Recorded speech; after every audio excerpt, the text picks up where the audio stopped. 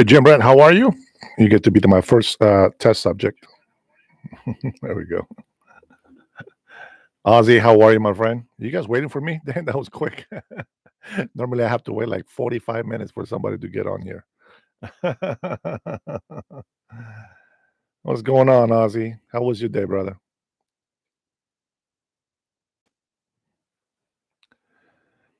Welcome to the Dennis Herrera Show, where the controversial begins and we never stop laughing, collecting those lip tears.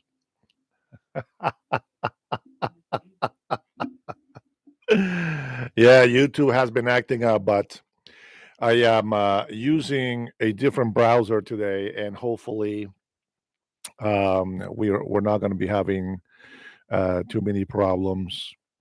I'm going to share a video with you guys today, just a small clip I get from X, and we're going to be looking at the on my X account, trying to listen to some of these Department of War shorts from Trump's War Department.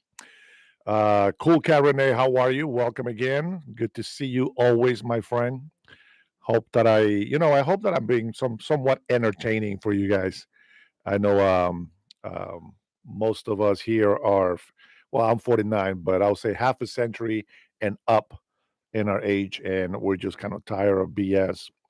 But don't you guys think it's cool though, bro, that we have a president that just really is active and it's not just some digital pen chilling at the beach, so to speak. We're very hopeful and thankful that we have an awesome, awesome president. Craig, Mississippi, how are you? Hope you're having a good evening over there. It's funny every time I see Craig, Mississippi, I'm thinking she is 3 hours difference than us. Well, than me. Some of you guys are still 2 hours as well. Let's see. It is amazing that we have a competent president and a president that puts America and America first. He never slows down. That is true. I don't understand why people don't want to admit that. Why don't they want to accept that that America has a great president? I don't understand that problem. But I did refill my coffee because I was going to just go take a nap instead of doing my afternoon show. But then, how embarrassing would that be? Old man over here running the country, and I can do a podcast 3 times a day. Come on, it's the least that I can do. So, for all you, my beloved patriots, best that ever. Salud. Monday through Friday. Got to take care of business. Um, let's see. Did you take care of your family today? Well, the wife is over here on the phone with her friend. So, yeah, spent some time with my daughter this afternoon talking about music, some projects that she's got going on. Very, very proud of her. Yes, I did get to spend some time with the kiddos today. Um, Although what I really wanted to do is play my game. I just didn't have enough time to play my game at all. If I play my game after my second live at noon, I won't be able to pick up my wife on time. And then if I play the game after I go and pick up my wife, I don't have time to do this podcast. So I got to do what you got to do. And this is what I got to do my podcast. I am going to share some clips, guys. I hope that you guys like it. I'm sure probably some of you, if not everybody, has already seen these, but I'm going to share them with you and we're going to watch them together so we can react to them together. Okay. James, how are you? He's watching from San Antonio, Texas. 2 hours, 2 hours difference. Thank you, James. Thank you for that support. Appreciate it. Foley Nomadic says, how much does Israel pay you to wear that cap?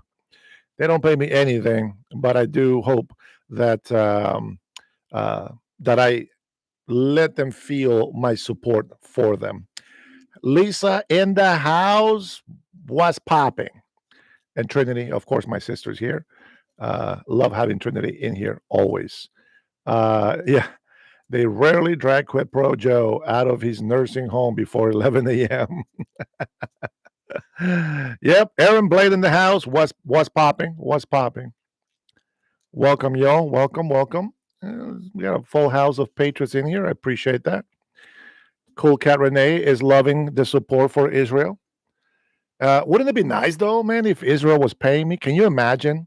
All I will ask Israel, if anybody out there is a Jew, all I would ask Israel, if I was to be like endorsed or get paid by Israel or whatever, all I would ask is a lot.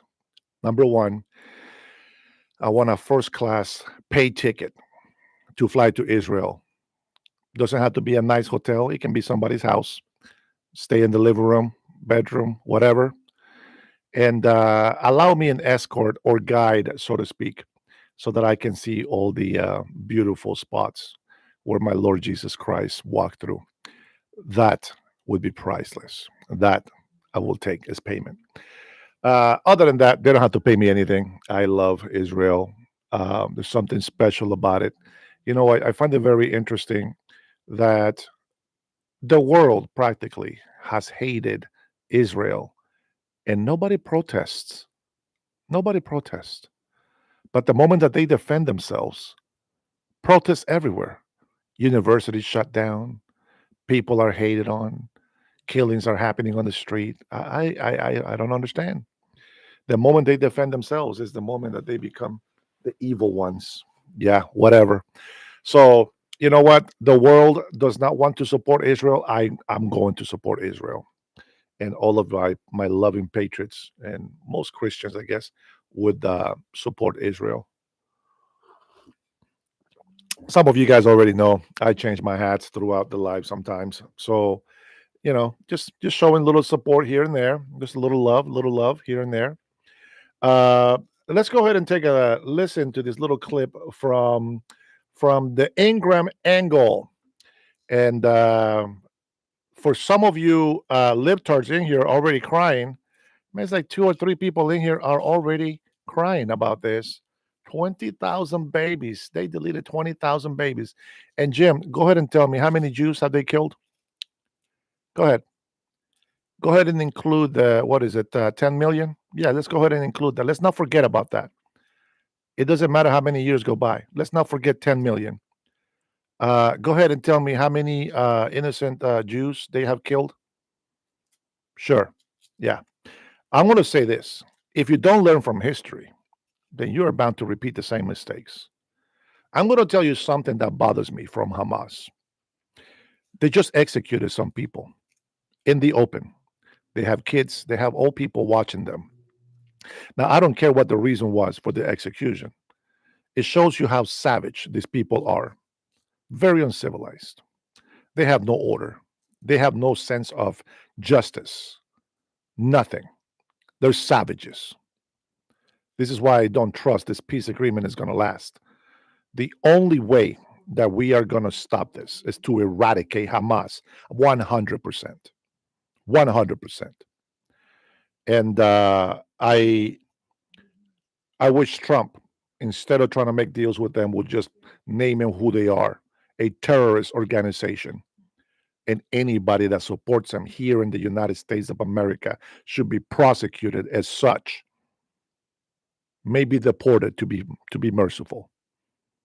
All these idiot Americans putting this Hamas band on their forehead, they don't even know who Hamas is. This person in here comes in saying 20,000 innocent children. Seriously? And what about Hamas? Don't you think Hamas is responsible for starting that war? Why are you going to blame the person defending themselves? Why don't you blame the instigator? Why don't you blame the actual people that are using those children as little shields and sacrifices? Why don't you say that? I wanted to have a good afternoon. I didn't want to come in here and get all pissed off. But I'm going to tell you something. You're going to start with that stupid shit today, you're going to hear it.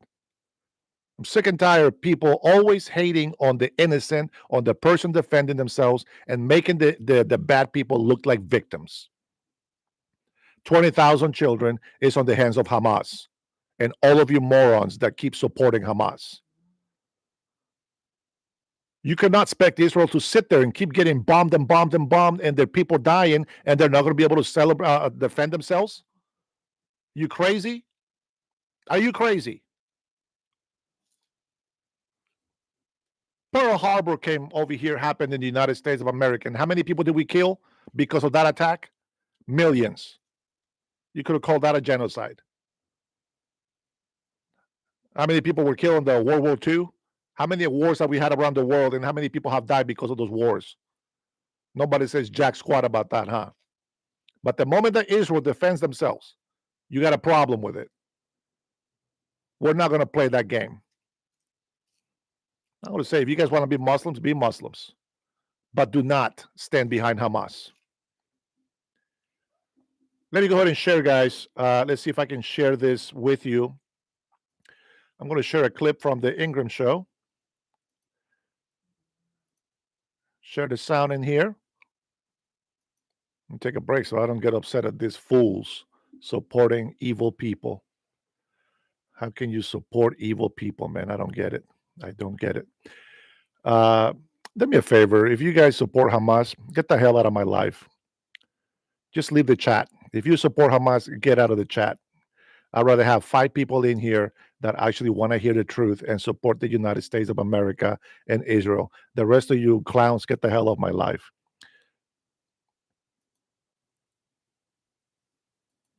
This is a wild time because he took that success in the Middle East and the world coming to him, and now he's using that coalition, a lot of people in that coalition, a lot of leaders in that coalition, to pivot in this move against China, threatening the rare earth supply for the world. Wow. Yeah, I mean, it's really fourth dimensional geopolitics that he's running here. From one crisis to another, he's moving pretty seamlessly. And he's got an awesome team around him, as you mentioned. Secretary Rubio's doing a great job. Steve Witkoff, Jared, of course, Secretary Bessent. We're so lucky to have these amazing minds around the president. And, I mean, the guy is nonstop. He's got a nuclear reactor in his stomach. I mean, he's working. I mean, he's called me at 2 in the morning. He flies from one country to the next. Yeah, and he lands 7 a.m. on a Saturday. He's on the phone. He's on a plane to another country. He's back. He gets off the plane here. He's doing a Charlie Kirk ceremony. So he's working hard, and most importantly, he's getting results. And that's what we need. America needs results. After all these 20-plus years of geopolitical wandering, we're getting results. This is a wild time. Isn't that crazy? This guy just comes from the Middle East, signing a peace deal in peace in the Middle East, comes home, doesn't take a break, comes and does the whole thing for Charlie Kirk. He's in the office doing a meeting, press conference with the FBI, giving the American people the heads up of everything that is happening. And wow, that president is unstoppable. They really are. They really are saying the truth. This guy has a nuclear reactor in his stomach because this guy has more energy than any of us combined. That is crazy. Let me see what's going on here. Jose Membrane, free Palestine, free Palestine people are not celebrating peace. Sergio Vasquez says, free Palestine. President Trump forever. That's right, Sean. That's right. Bonnie says October 18th, no king. Oh, Bonnie, we have an Antifa in here.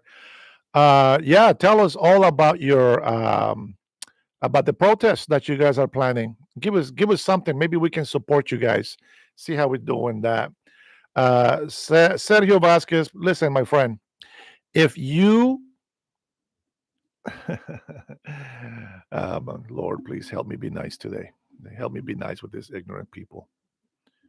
Um, I don't know. I don't know. I'll try to be nice, but I don't know if I can really be nice to people tonight. This is going to be very, very interesting. You know what? I'm going to keep this hat on. I think I'm going to keep it for the whole night. Sergio Vasquez doesn't even know what the hell is going on in Israel.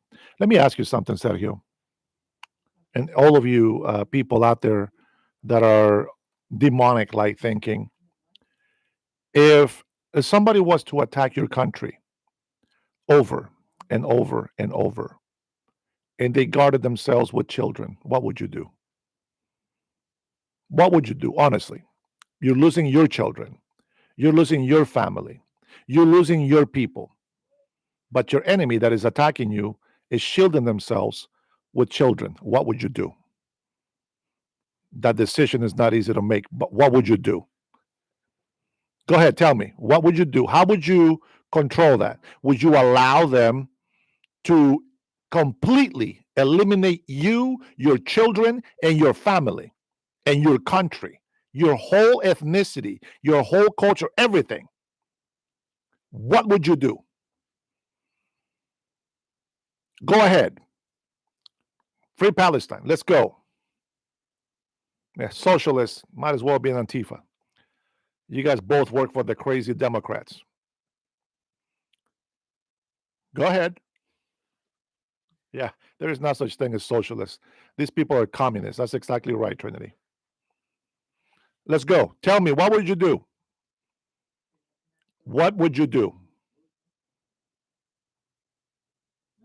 Come on, you can come on here and you want to talk all this shit that you want. What would you do if your people were being threatened to be extinct by your enemy? What would you do?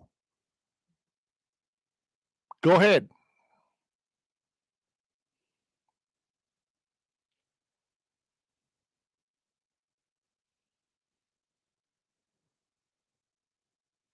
I'm sorry, Javier. Is this disrespecting your flag? Because as far as we're concerned, we're best friends. You're disrespecting this country. And you're disrespecting God. Yes, we have some here in the States. But I'm still waiting. What would you do? Come on, big mouth. You want to come in here, start talking shit about Israel, defending themselves. What would you do? That's right. That's what I thought. That's what I thought. You have no answer. It's not an easy decision.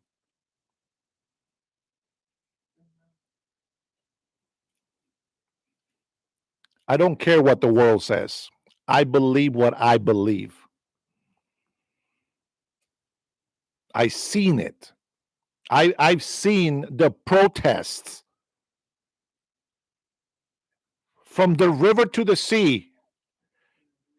If you clowns don't know what that means, just get the hell out of my chat. You're a disgrace. From the river to the sea. It sounds like a nice slogan. You don't know what the hell that means.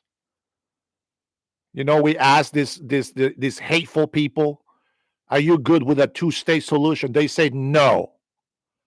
They want to destroy Israel. All Jews, 100% done, killed, extinction level. Go ahead. Tell me, what would you do? These jokers over here, they don't even know what the hell they're saying. What would you do? Years and years and years and years of attacks, not just from one nation, from multiple nations. Tell me, what would you do? Go ahead and put the 20,000 children there again. What would you do? Yeah, I didn't think so. No, Brian, there is no ignoring anything. What the hell do you think that they're supposed to do? What are they supposed to do? I'm going to tell you something. You guys are such moronic people in here. Yeah, it must be not be clear because you guys can't understand. Real Palestinians have seen what the IDF has done. They praise Israel. The real people, the real Palestinians that have seen suffering, they are praising Israel.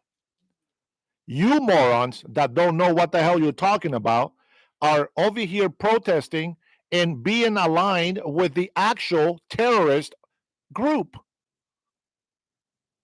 And you have the nerves to say anything about Israel.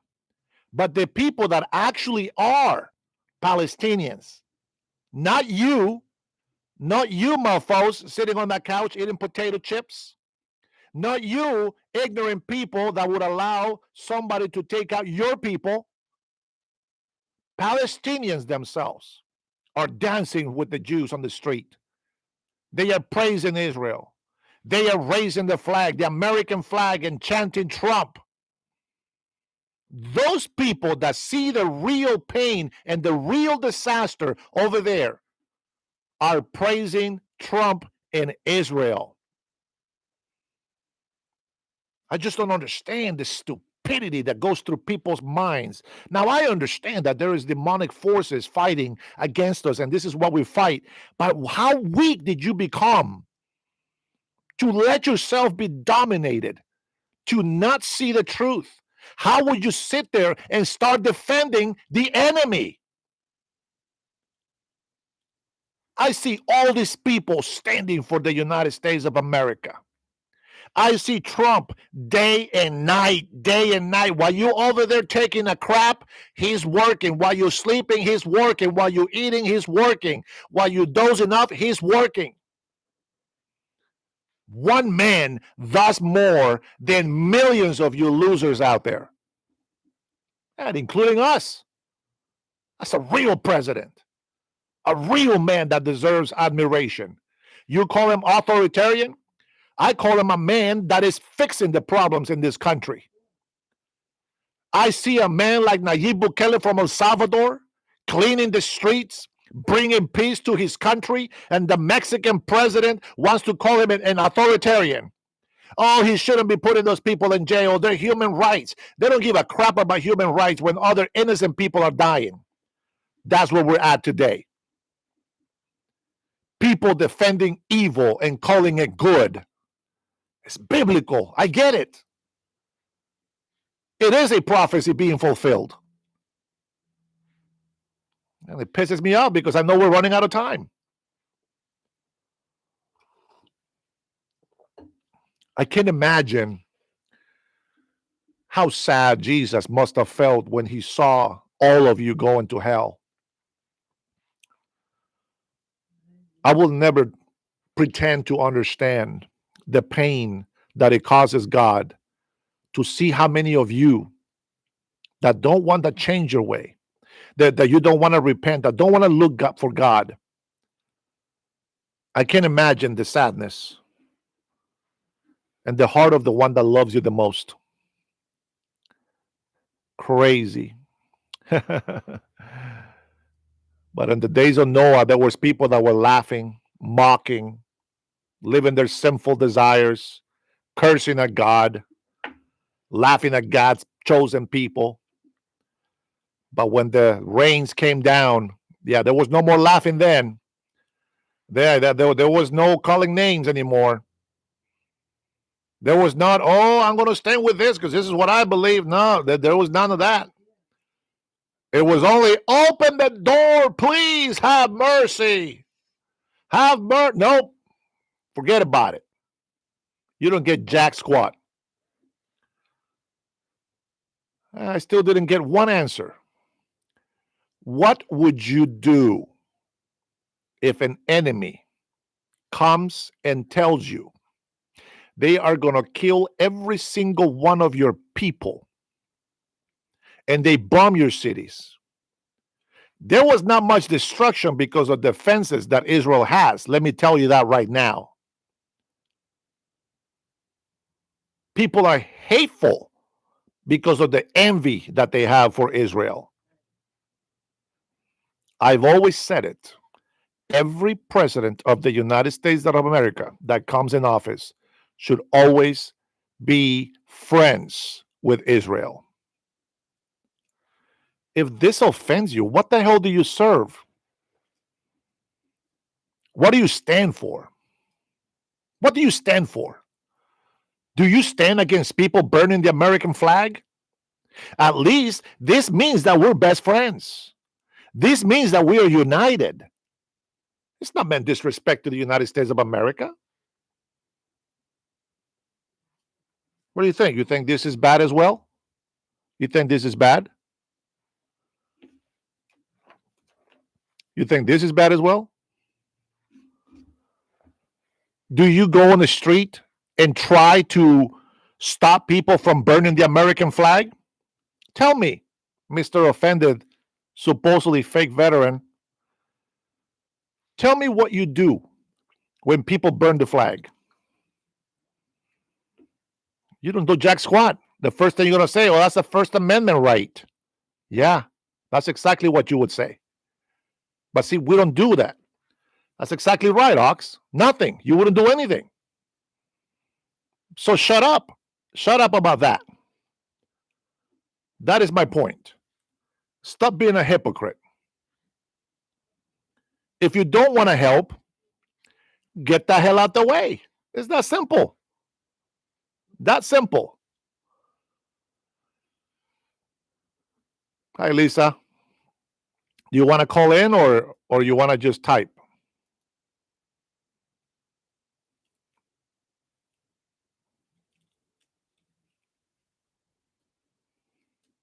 No, Democrats are trying to take freedom of speech. Thank you very much. What do they say? What do Democrats say when they see this? What do they say? This is my freedom of speech and expression. What do Democrats say when they see that? Go ahead. Tell me who's trying to destroy freedom of speech.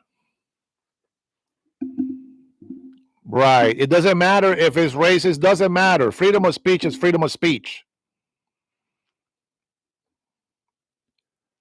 Hi, Berniel. How are you? Man, fighting with these hateful people over here, supporting terrorists instead of the people that are trying to defend their people. Okay. Trinity, can you put that phone number down for Lisa to call?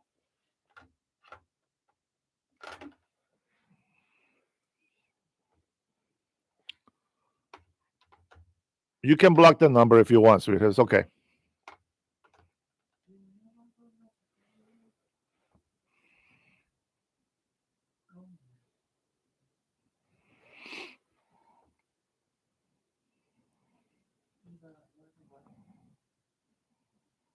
No, I don't know. I don't know, Stephen.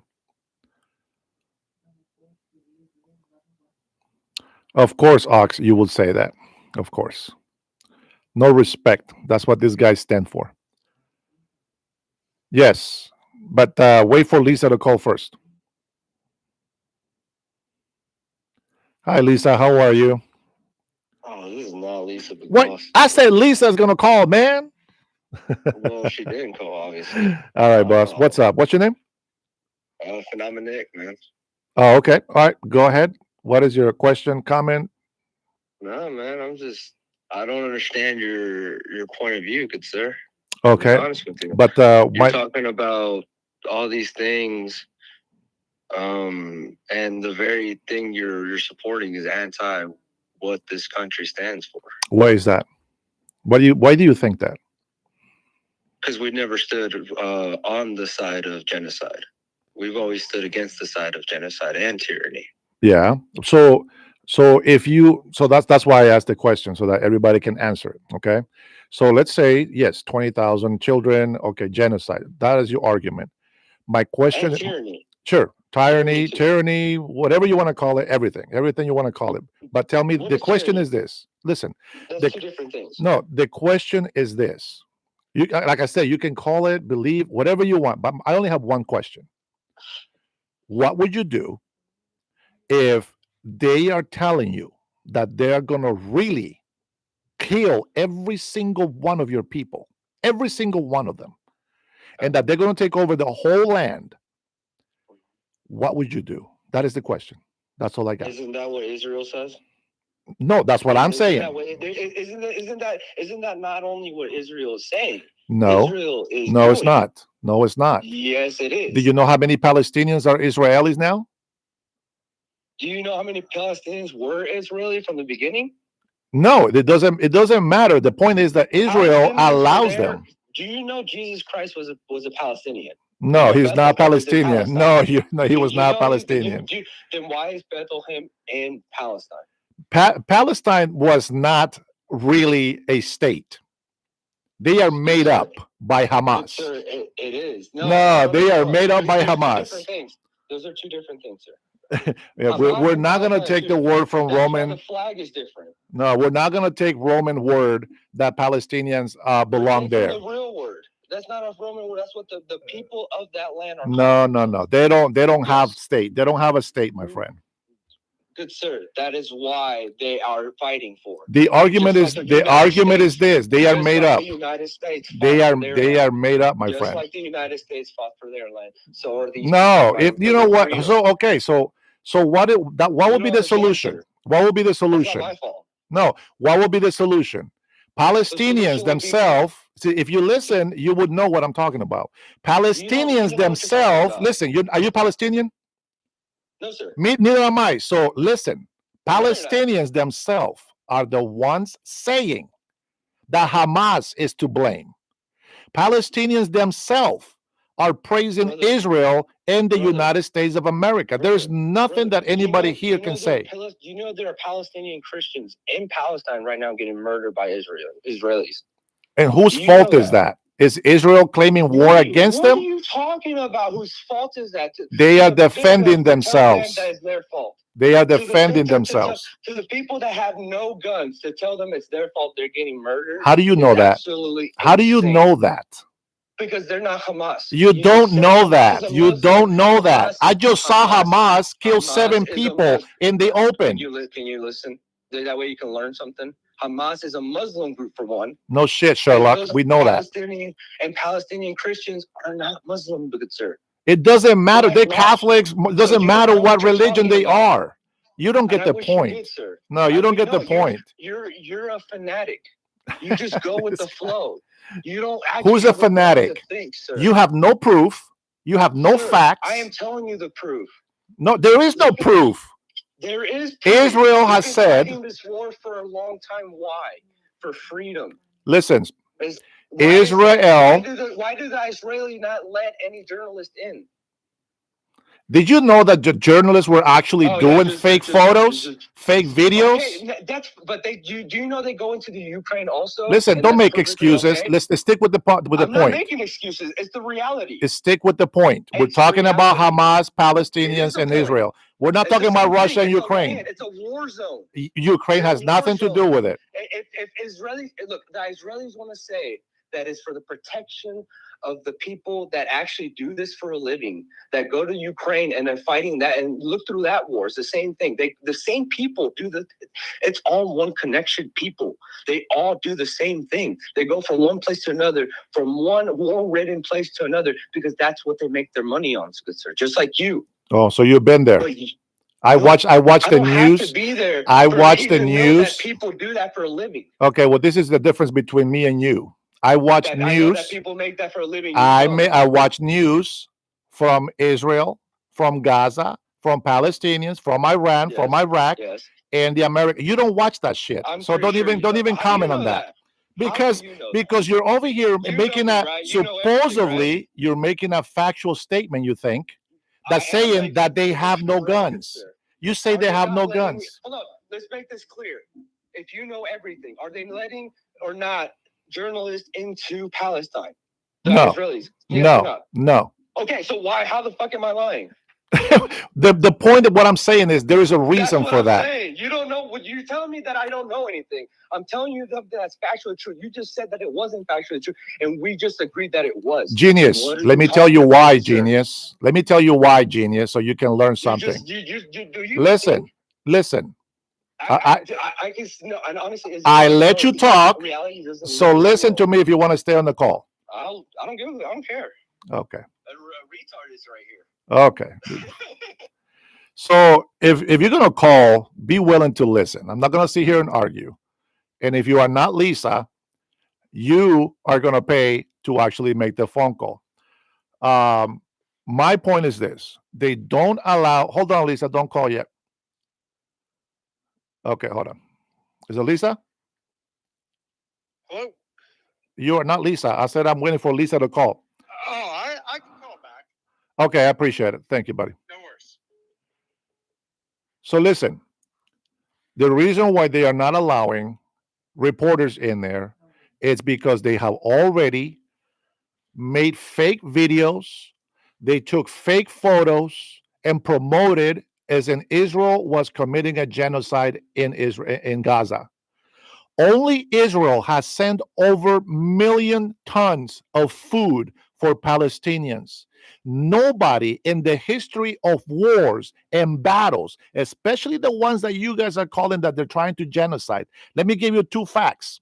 One of them, only Israel has been such a good war fighter compared to the rest of the world, including us. And only Israel has been feeding their opponents. If Israel wanted to commit genocide, they can wipe them out any time, 100%, all of them.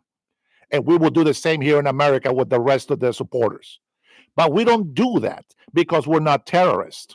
If you want to sit here and defend Hamas, the one thing I'm going to say is this: if you're going to call me and you're going to blame Israel, by all means, blame Israel. But I want to hear you blame Hamas. You condemn Hamas, and then I will hear you. But do not make Israel look like they are the evil people in this earth. You are mistaken. How and why would I allow news reporters, the press, to come into Gaza to go and make more lies about me? We're not playing that game. We were getting our food stolen from the same Hamas people and the other gangs that are in Gaza, and they were saying that Israel was starving the people. Now, you tell me, are you going to be sending food out there without soldiers? I don't think so, homie. Are you going to send reporters out there that are helping Hamas? Just like we have a bunch of traitors over here protesting against Israel, and yet they have their Hamas bands on, and they say from the river to the sea. They don't. How come you don't go protest that? How come you don't go protest the Hamas people here in the United States and say, hey, listen, I'm telling everybody, Israel's committing genocide, 20,000 kids. Well, yeah, well, what about the other side? What are you saying to them? How come you don't tell them, hey, listen, if you're so tough, why are you covering yourself behind children? Why are you not letting the innocent Palestinians leave? That is the problem. All right, Lisa, give me a call. Put the phone number there again. If you're not Lisa, I'm going to hang up on you. So don't call unless I tell you can call. Because I'm not going to sit here and argue when I'm allowing you to call for free. What's this liberty? Are you Lisa? This guy. Was this guy arguing before he even called?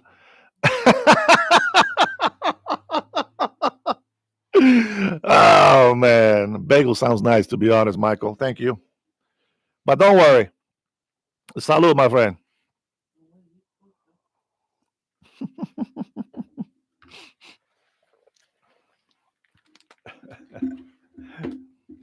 If you say Charlie's name 3 times in the dark one in the mirror, he will debate you. All right, who's calling? Hello.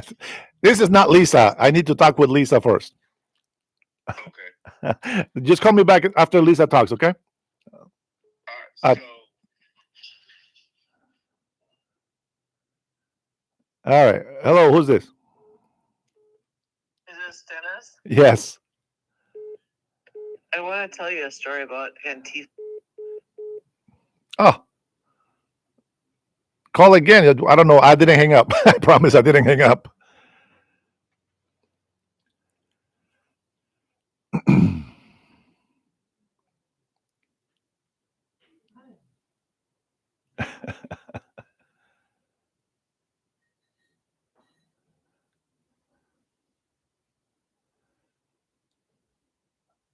Was that Morgan for press? Hello. Am I on? Yes, you are. Okay. So I used to live in Minnesota, and I have tampon, or we had tampon to me Yep, I know him and very my well. governor. And for a number of reasons, we decided to get out of that state. Well, I'm handicapped. I can't run away from. I have an illness that just does not allow me to evade Antifa people Yeah. very well. I Yeah. was at a protest in front of our governor's mansion. They put a blockade between one end of the street and the other. I mean, really those heavy blockades. Yes. I know which ones. Well, they bust in from wherever. The cops did nothing to prevent them from slashing our tires. Yeah. They actually escorted them in. And the Antifa people were throwing rocks at us, slamming pots and pans. We got tear gassed or one of those things. I don't know, but I with my illness, Yeah. I got knocked down by the people trying to run away from Antifa, Yeah. which I get. But they knocked me down, and thank God, and I really mean thank God in the hugest way, because if somebody who it was in such a heat of the moment, I did not know who it was. They just said, get up, and they picked me up. Mm-hmm.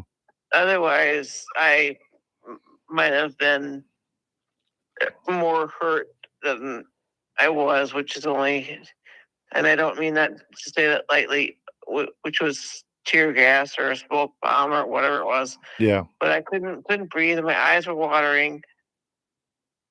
But I believe wholeheartedly, because we were protesting in front of his mansion many weeks, many weeks before this. I mean, week after week after week. And all of a sudden, I guess he just had enough of it and called the cops in, not to help us, but to blockade us in and let Antifa people bust in from wherever, harming cars and us. Yeah. So Antifa is not a nice organization. And they are organized. They're very organized. There was a gentleman that was on some program, and I mean, he was even verifying it. I mean, we could all see it, but I Yeah. mean, can't remember what news station he was on. But Antifa is the enemy of the American citizen. Yeah. Well, not even the American citizen. They're all over the world. And Soros and other people are funding him, are funding them, Yeah. rather. Yep. I had to not keep up with my protest because I can't get around that well after that, because I was not escorted by someone that could help me. And my husband isn't of the same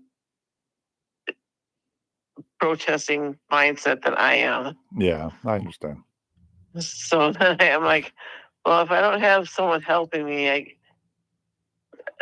I can't do it. Well, we moved down to Minnesota because, Well, Lisa, well, we don't want you to put yourselves in harm's way. The best thing that we can protest, since we can't get out and be everywhere at the same time, it's to have dialogues like this. But it's really hard when people have a mindset of violence. The peacekeepers, sometimes we have to get violent in order to stop them. And I just don't recommend any older people going out there getting hurt like what happened to you. If especially when you have a disability, the tear gas that the police are going to be using out there, and innocent people are also going to get, like you're cut in the middle. and these guys put in obstacles and blocking, barricades and all this other stuff in there. It just puts people's lives in danger. I know that Well, Antifa is out there to promote violence. This is what Democrats, yes. the Democrats are the ones defending them in court. They're the ones that release them out in the open right away. These guys don't even do time sometimes. So Right. I call them the Democrat militia. That's who they are. And Soros does pay for them, but not just Soros. Other organizations are also putting money into it, which just recently, I don't know if you heard about it, but just recently they actually got names of companies because they've been chasing and following that money, and eventually they're going to get the right people in there. Don't you worry about that. Right. But what makes me mad is that our governor, or my former governor now, because we live in Tennessee, but our governor purposefully blockaded us, I believe it. and he set the Minneapolis police after us, basically, because they did nothing to help us, people that were set between those really heavy barriers. Yeah, they're the road dividers, I think is what you're talking about, right? The brick ones, the cement. No, they're those really, really big, heavy metal Oh, metal. Okay, that might be different. fences, kind of, sort of, but Oh, I I see. don't know how you describe them. But they put them around a lot of events to help, or to keep people in line, I guess. But that's what he did. Our governor, he put us in between these two, or his block, with these. Unless you have a lot of people, you can't push them over. Well, I couldn't push them over by myself, certainly. But so he purposely put us all in this area to be targeted. I'm sure of it. I'm sure 100%. And I'm not trying to profile people, but this guy was an Hispanic guy, and he captured every moment of what happened because they were busing these Antifa people in, and a news group, can't remember which one it was, and I had conversation with him, and I can't remember his name now, but he had on his phone video proof of what they were doing. And he was a former gang person, I think, but he was a very nice man. I mean, but he had video proof of what they were doing. Yep. He saw the buses come in.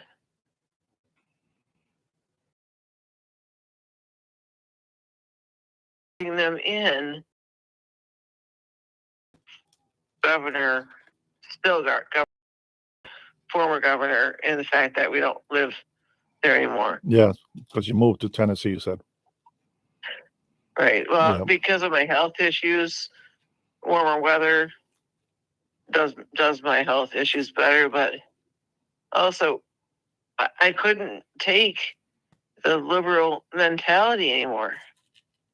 Yeah. Minnesota and Washington State, which if you run for governor, you sound like a very level-headed, very good candidate. I hope if you run, you win, because Washington State is beautiful. I love it.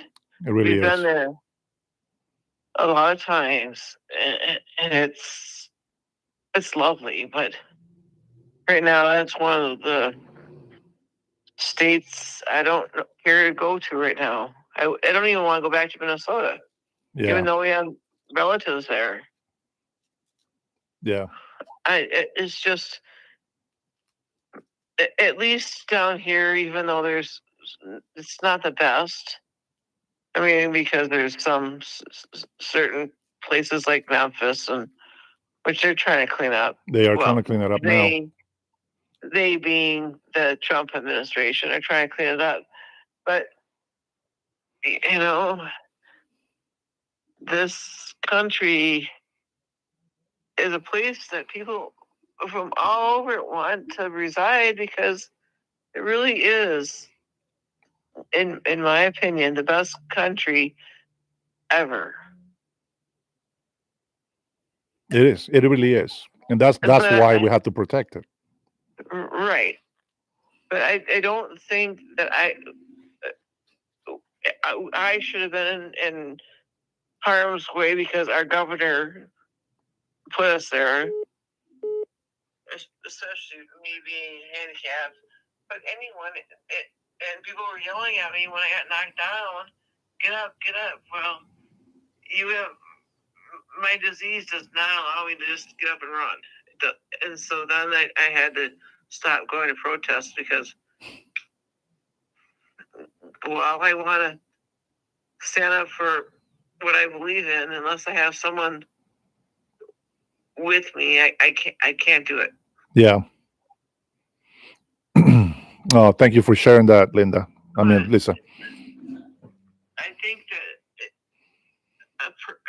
if I was a young person, such as Charlie Kirk, which, man, I'm so sorry that he passed away because he was a godsend. He was the best. But if I was young and able-bodied and I could have done what he did, oh man, I would have loved to have done that. Yeah. I don't think we'll ever have another Charlie Kirk in our lifetime. Yeah, I will never compare to him. That guy was smart. He was very smart. He had a lot of knowledge about everything, and I don't think I'll ever be able to compare to him at all. So people that compare me to him, I'm sure it's not a good thing. They just compare me to him on the bad side of it, of him being killed. But no, you got to give credit where credit's due. You definitely don't need to go out there. I was taught by my mother since I was a kid that the only way that you can change what happens in your country is that you get educated and you run for office. My mom was never big on protest, but she was very political. She was at every trail in the campaign she was involved. But she never went out there protesting or anything. She just said, get educated, learn how to take care of the people, and then you run for office. And that was my mom's advice. So, being that I'm here in Washington State, I get it. I'm going to get a lot of hate from a lot of people, but I still have hope that there is more good people here in Washington State that I can probably help somebody, right? And then I'm going to tell everybody else out there that the people don't think about it, but if we allow Washington State to fall, Idaho is already feeling it. There's Democrat people that have worked in office over here, representatives, they're moving to other states and they are dominating politically in other states. And their goal is to make other states blue. They know Spokane, they're trying to convert it to blue. They are seeing that the majority of the Hispanics are voting for President Trump. They're voting for Republicans. So now they're trying to find ways that people can identify as Hispanics, so they can gerrymander the districts over here in Washington. So we see all that, and we see exactly how Antifa is being protected by Democrats in blue cities. They don't do time. I mean, I'm telling you, these Antifa guys, and I know because I saw them myself. They were out there and they were telling our elder senior citizens, very old lady walking down, telling her to off herself. This is at University of Washington here. These guys were over there burning and committing a bunch of you know what do you call it, vandalizing, at the university, and they did all this stuff with equipment, etc. They were taken into custody, and then just like 3 days later, I find three of these guys and one that I didn't see before, four people total from Antifa at Walmart trying to pick a fight with me because I told them to stop playing volleyball at Walmart. They don't know that I'm always carrying my weapons with me, my gun with me. But that is not the point. That is not the way that you want to fix this state. So we have to do support all the patriots that stand for America. We need to support the people that want to run for office, that really want to make a change in our life, and that's exactly how we're going to fight. I am not recommending protesters on there unless we're going to have, a big size group to be able to take care of the elder and protect the women out there. We need more men to be involved. Yes, and on another note, the Proud Boys aren't a bad organization. They aren't. When I actually wanted to leave one of the protests against our governor at his mansion, I had 4 or 5 Proud Boys escort me to my car.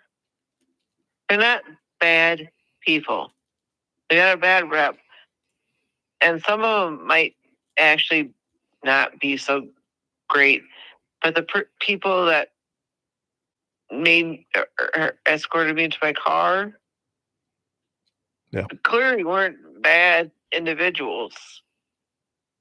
Because they wouldn't have looked at, I'm like 62 almost now, but when I did that, it was probably 4, 5, 6 years ago. I don't know exactly anymore, but anyway, they saw this old lady try to get to her car, and they're like, "Can we help you get to your car?" And I'm like,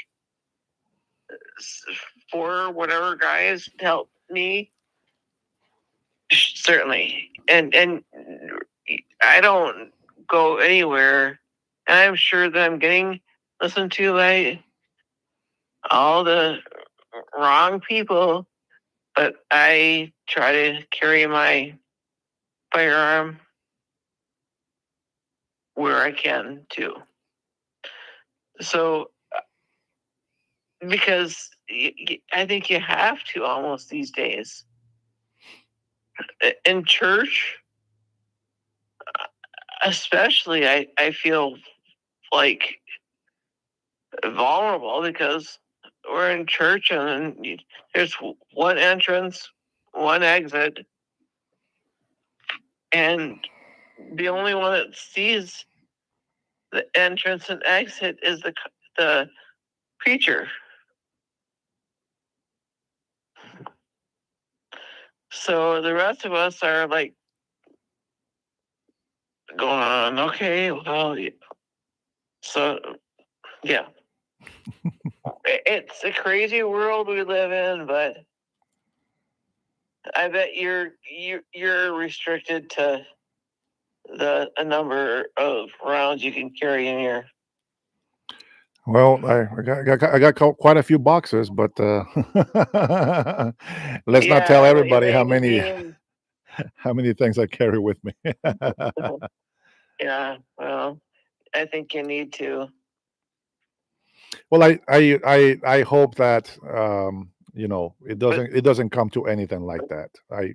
I feel that once people see that change is actually good for our people, I think that they will change their minds. I saw, what the biggest sign for hope was for me, that God can give us, is we saw millions of Democrats coming in support, voting for President Trump. Maybe they don't like him, but they love this country more than they hate him. And that is what makes a difference, to have a good country. Many people hate Donald Trump so much, they don't care at all about the people's well being. I think that's sad. But, I hope that we continue to bring the message of truth and patriotism back into this country. You know what hurts me is when I see people's comments go by, and they clearly you're not a native born, but when they say such raunchy things to you, It's all right. Don't worry about that. It's okay. They said worse things to Jesus, and I'm no Jesus, so I expect worse. No, I know, but you're to some degree. to a lot of degree, you're probably more patriotic than a lot of Americans are. They were born here. Yeah, that's because I come from a third world country and I know what the difference. I know the difference of what America does and what America gives. Even being homeless in my car, I was better off. I'm not gonna lie. I was better off than I was when I was a kid, starving. And the only reason why I feel like I want to go back and live down in my country is because now I'm an adult. I can work and I can fend for myself, But being a kid, I would love to give back to children. That's what I would like to do. And I hope to start here in Washington first, and then hopefully we can, provide some help internationally. But I am a big believer, America first. Once we get America situated, if we can create a state that becomes wealthy again, we'll be able to go ahead and sell and help a lot of people from abroad. That's the goal, and that's what I believe in. So that's what we're shooting Right. for. Yes, I agree. I think if you move here and you're gonna live here, you should support the country you live in. Yes, ma'am. If you're from Mexico, whatever, Honduras, wherever you're from, you shouldn't be waving the flag you came from. If you're going to be an American citizen and I agree. that's what you aspire to, Yes, ma'am. then fly the American flag. I agree, 100%. Loud and proud about it. Mm-hmm. So I like your channel. I don't know how I found it exactly, I thank you, Lisa. Thank you. but you're one of my favorite people to listen to. I feel mean sometimes. I don't know. You have a right to kind of be cranky sometimes because this world, this country, the people in the world and this country give you cause to be a little ornery. Yeah. I don't know what age you got here, but 13. 13. Okay. I've been trying to learn Spanish and I'm old, but for 6 years probably now on Duolingo. If you know what that is. Well, I took 5 years of French. I don't speak French. Okay. You don't practice it, you lose it.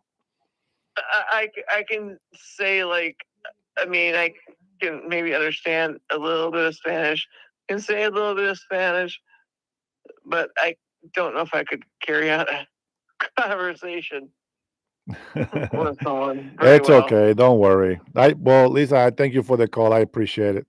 All right. And Well, thank you for your I support and your love. I appreciate it.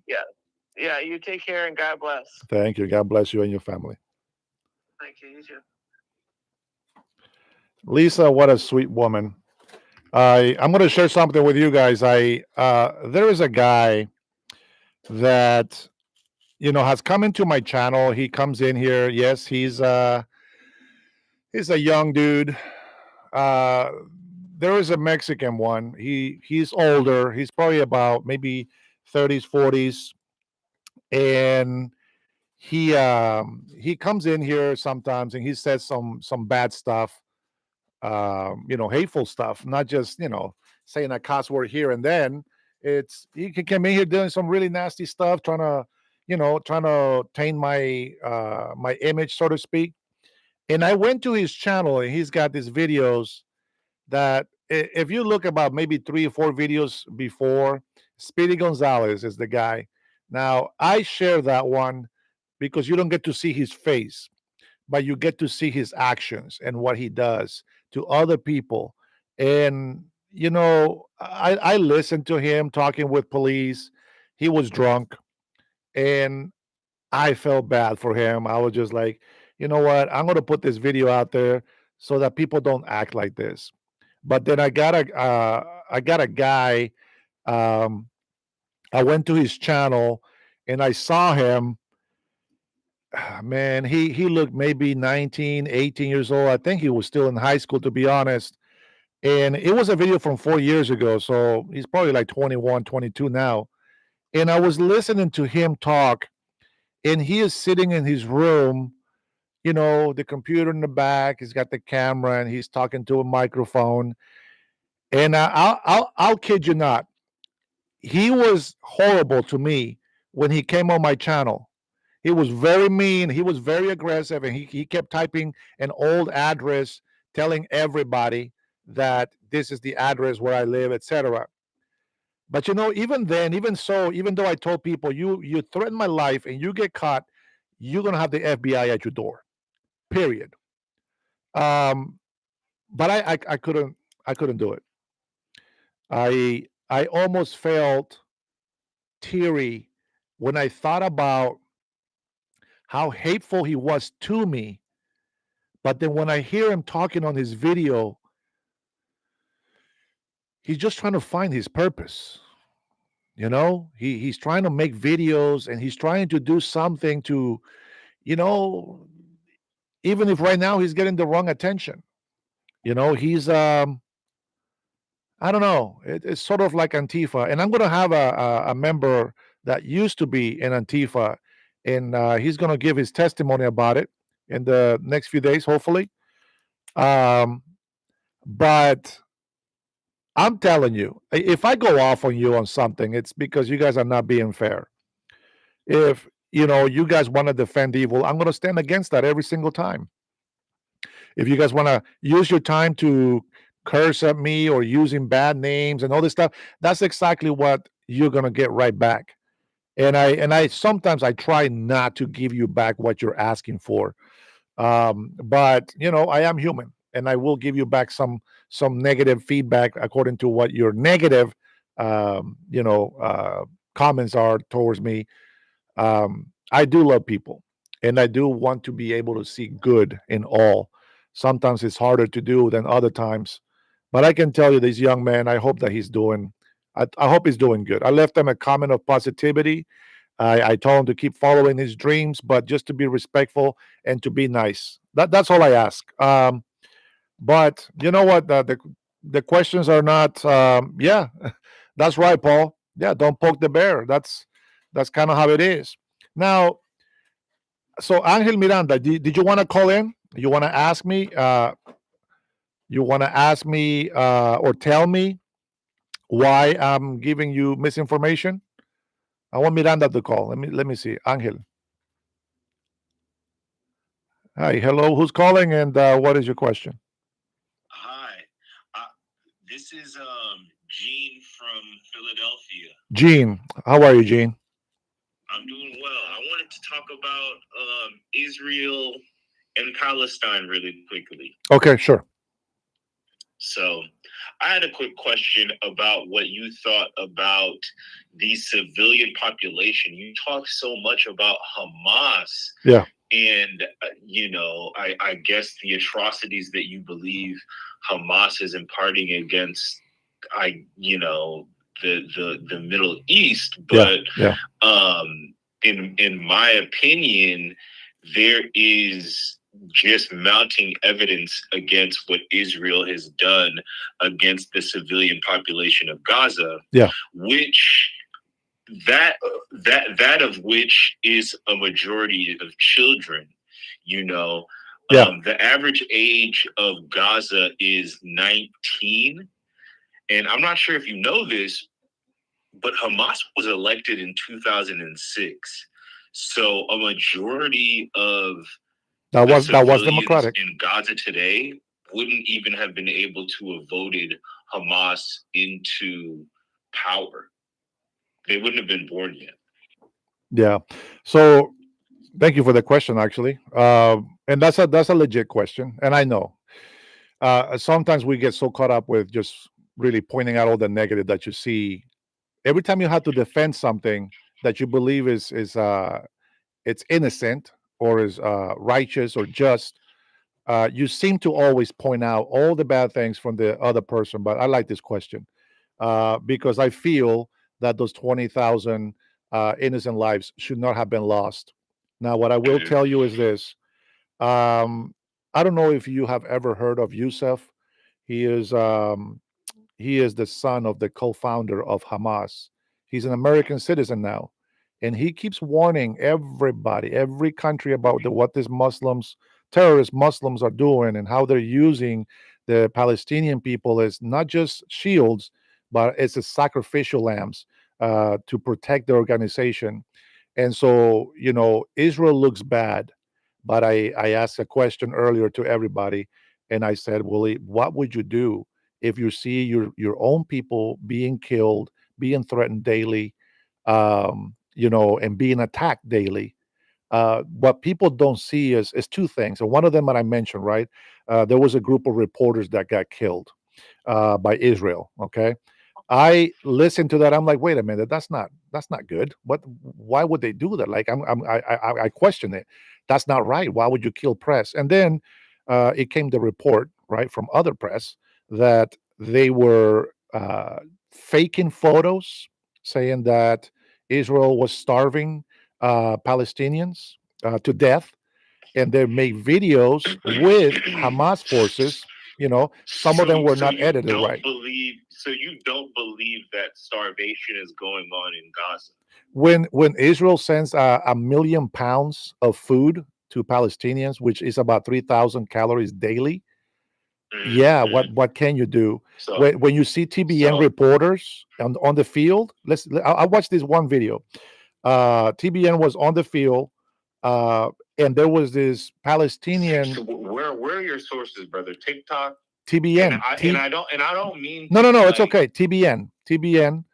There is a reporter. It's called Boots on the Ground. I don't know if you ever heard of that, but they had the camera guy was going towards where people were coming from because they just got hit, and this Palestinian mother comes out carrying a child. Now they're translating it. They translated it incorrectly and they lied to me. That's different. But they translated, and what she was saying is right where you see Hamas, rip their throats off because they did this to my family. And I mean, what can you do when you see that? And so, you hear Palestinians right now celebrating with Israel. Palestinians, they're they're celebrating the ceasefire. yes. And Yeah, what do you see absolutely. from Israel? Israel say, okay, you guys give us back our prisoners, the war is over. And then what are we listening to now?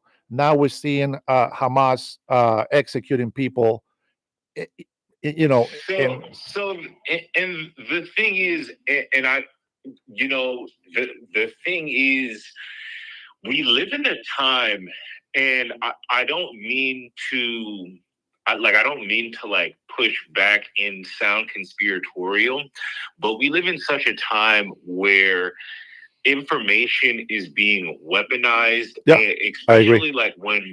especially like when we're living in such a time where there is such like especially like in a time of like war, Yeah, there are like a lot of like just like disinformation campaigns. Like, for example, there was in the beginning after October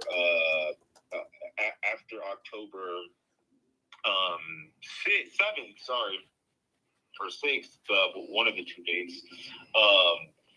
It was said that Hamas was killing babies in cradles, but after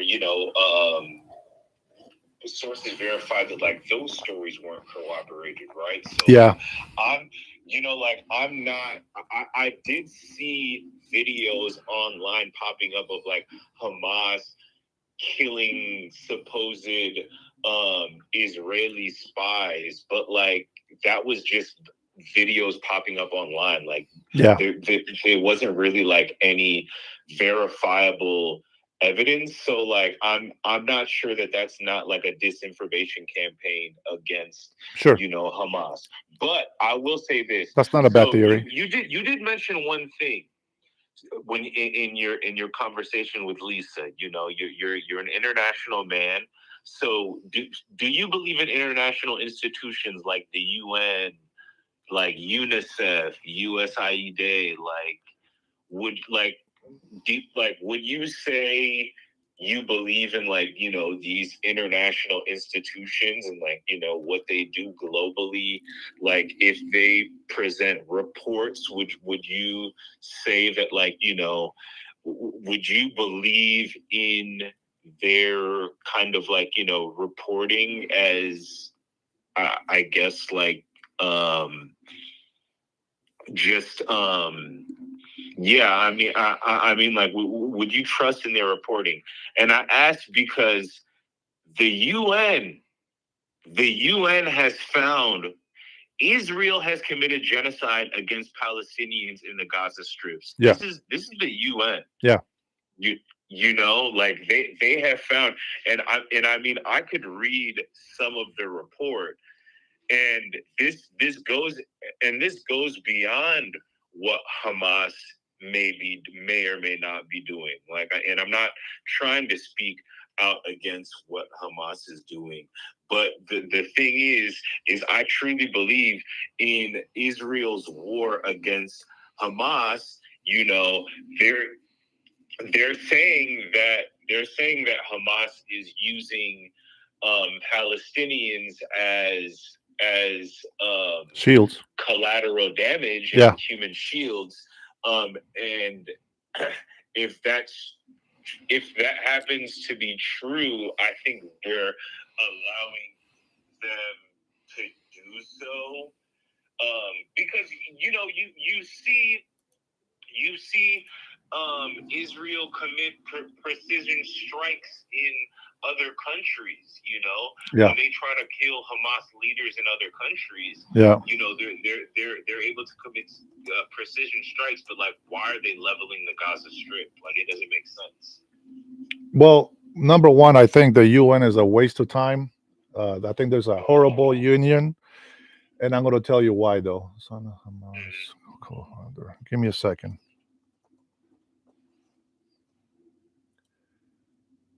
I want to find you a video here real quick that I will share. I'm not going to play all the way. I will play a video so you know who I'm talking about. Sorry about that. So here's the thing, and the reason why I've said this for decades already. The UN is a waste of time. They are fake. They don't want world peace. They have done nothing to stop wars throughout the world. They don't care about Cambodia. They don't care about Thailand. They don't care about Taiwan. They allow China to be in there telling them how horrible Israel is when they have killed millions of their own people.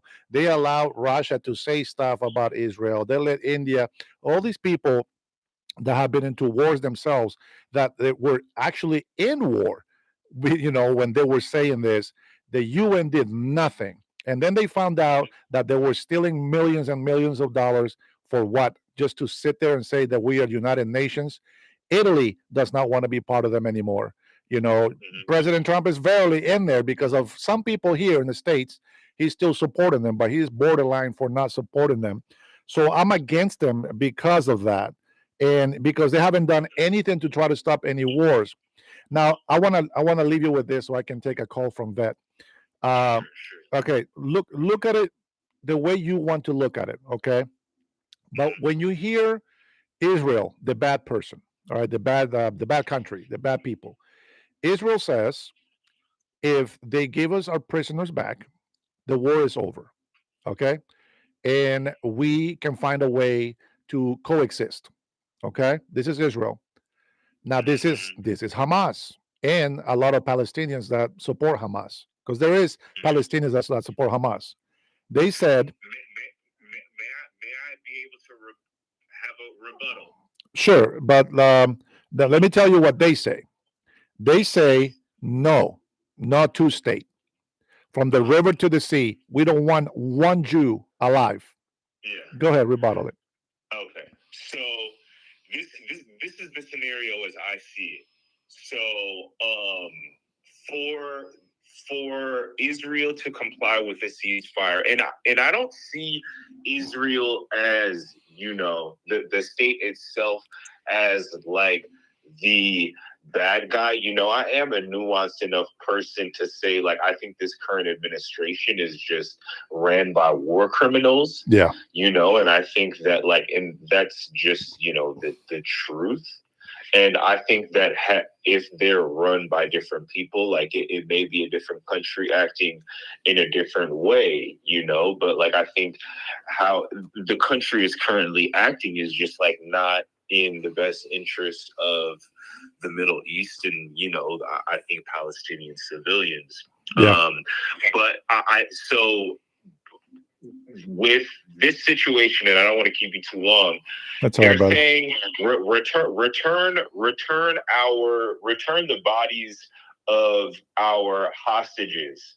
And Innocent people. you Innocent. know, Hamas is saying, how can we do so if you are blocking in if you're blocking in the necessary machinery that, you know, is required to, like, essentially just lift up like the rubble that you've, you know, essentially just like raised, because Yeah. Gaza is completely leveled. Oh, So like, doesn't I exist. think Yeah. they're kind of like stuck in a rock and a hard place. And I'm not trying to like No. Hamas at all, but I get the point. it's one of those sticky situations. Yeah, no, I'm sure they're gonna figure something out. But hey, man, thanks for Hopefully. being respectful, brother. And That's exactly what I expect. appreciate you Go against me, obliging but in a respectful. respectful dialogue. Yes, sir. That's what it's all about. Yeah. I'm gonna play a video for you guys before we continue. Thank you for your call, Jen. I appreciate it, brother. Have a good one. Be blessed, my man. I'm gonna play a video for you guys. Before I take your call, okay, Vet?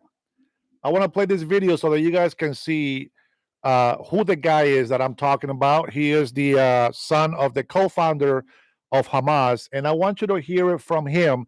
Now, this is an actual person that was raised by Hamas, and well, let's listen to what he says. This is just a short clip. I wish that I can play you an actual video of him, but he is well known by a lot of people, but not by many here in the United States of America. Maybe you guys have heard of him. I'm going to go ahead and share it. He was on Chris Cuomo's show not too long ago.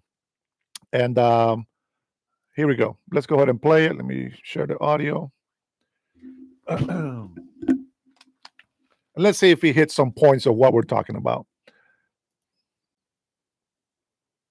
Does the Green Prince think about the prospect for phase one really happening and what it means about what could come later?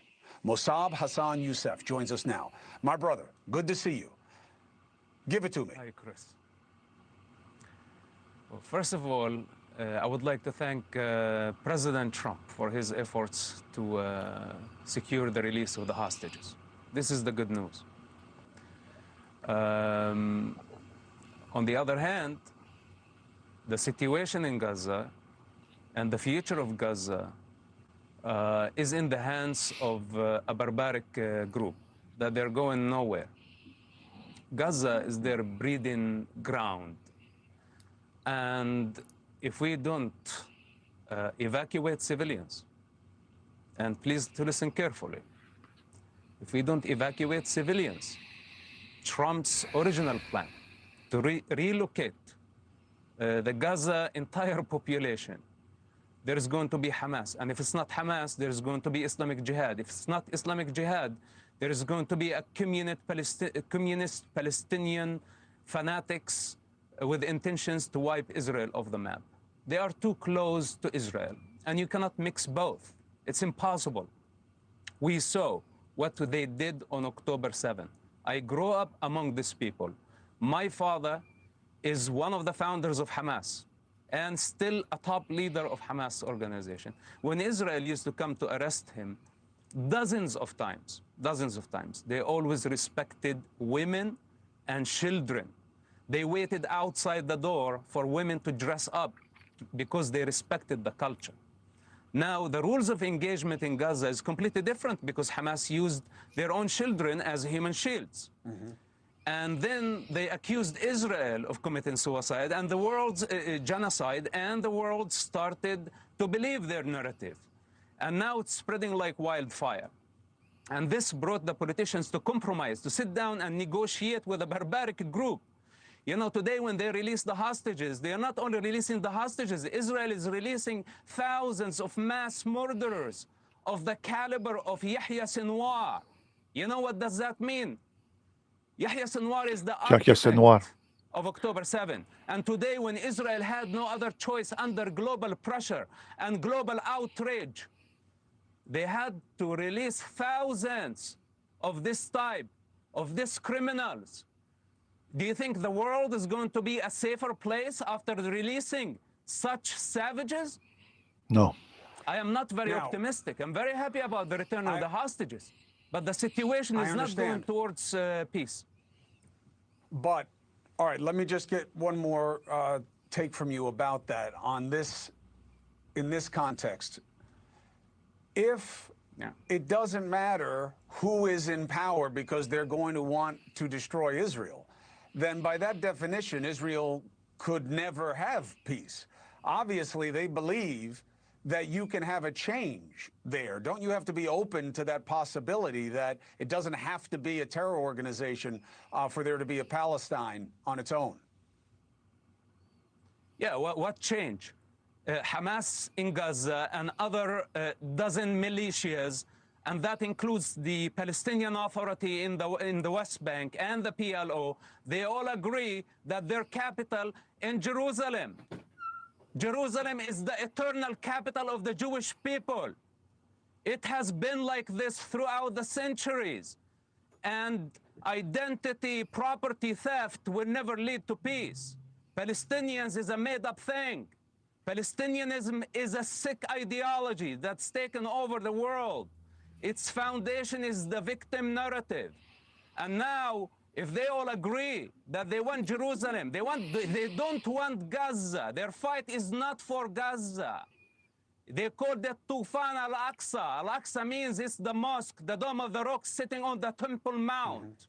This is their fight. It's a religious fight. It's a jihad against the Jews. It's jihad against civilization. And today you see the vast majority of the Muslims on assault on a Jewish minority. The world needs to open its eyes, especially Americans. Americans are on the other side of this culture. Americans don't stand this barbarism. Palestine is not a cool thing. It's not just a kefiyah and a social event down the street where people gather for the sake of victims I hear in you. Gaza. The only, listen, hear you, the Hassan. only victims in Gaza are the children. Listen, Chris, the only victims in Gaza are the children who have been used as human shields, who have been weaponized to serve jihadi agendas. Everyone else is a suspect terrorist. It's as simple as that. All right. I understand your perspective. I thank you for making it for me here, and I will talk to you again soon. Hopefully you're wrong. Hopefully this can be better than you anticipate. But we have Well, clear listen, eyes, if you don't and listen we'll to it see our now, way. 10 years from now, 10 years from now, You'll hear it will, again. you will remember my words, and it's going to be much Yes. worse. So now I we know. can convince ourselves that peace is happening, but 10 years from now, 15 years from now, the entire world is going to regret it. So it's better to wake up now and face reality before it come and slap us right on the face. Enough is enough. I understand. I understand, and I appreciate your passion, and I have always appreciated the conversation. So thank you for being here with me. Musab Hassan Youssef, to You're be welcome. continued. Thank you for watching. Subscribe below and download our new... Isn't that crazy? Isn't that crazy? See, I don't know. These people in here typing nasty stuff. How can you not be tearful when you hear the story of children dying? You put in the numbers on here with so much hate. You don't even care about those dead children.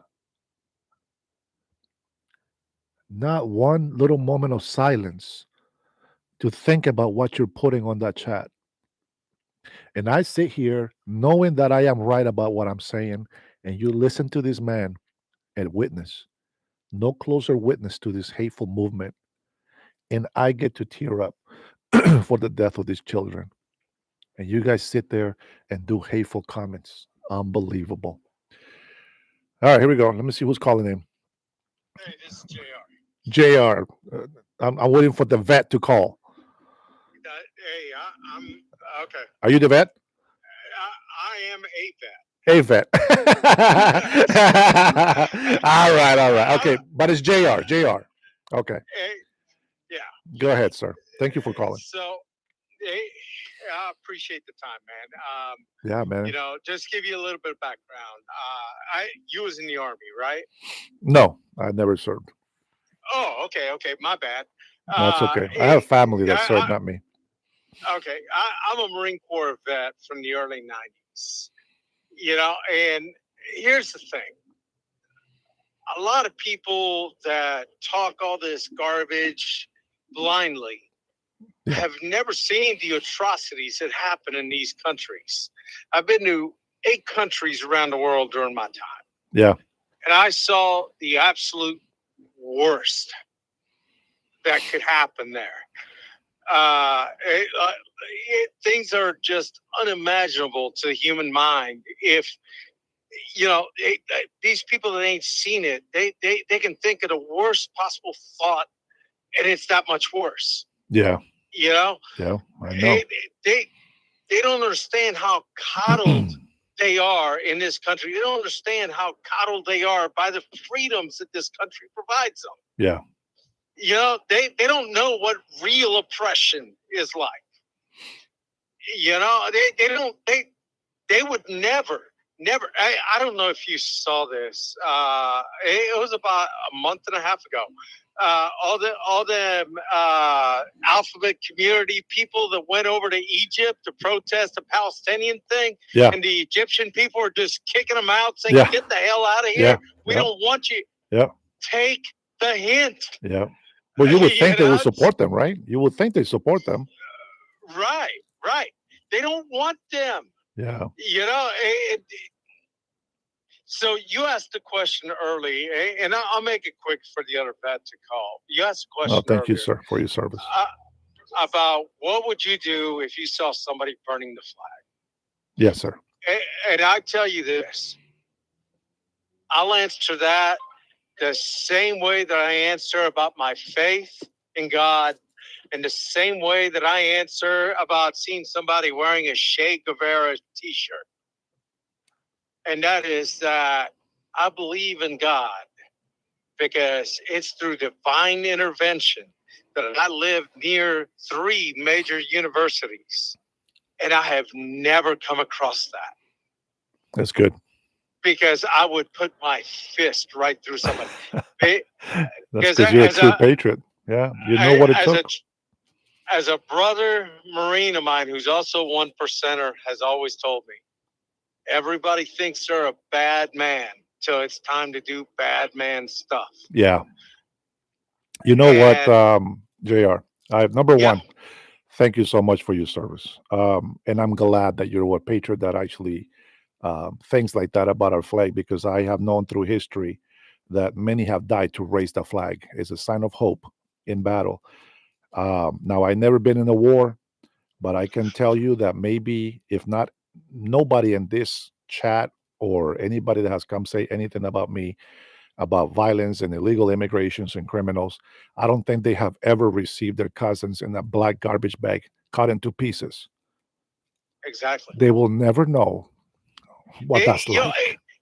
It's not hard to find. You can find the Zetas will post their executions online. Yeah.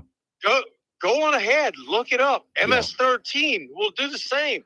Post up the videos decapitating people, innocent fucking people, women, children. Nothing is out of bounds. Yeah. These guys are animals, dude. They're animals. You know that, and I'm going to say that maybe you don't like President Trump. It's okay. If nobody likes him, it's okay. But I'm going to tell you something. Any man, I don't care what people think of him, but any man that rather save lives and make business deals and bring prosperity has my respect. Absolutely. And I'll say that, like, look, I'm in the middle. I'm the 95% that's in the middle. I'm a pure independent. Yeah. Okay. I voted independent 3 out of the last 4 elections because I just didn't like the people that were running. And it was just one of the things where the last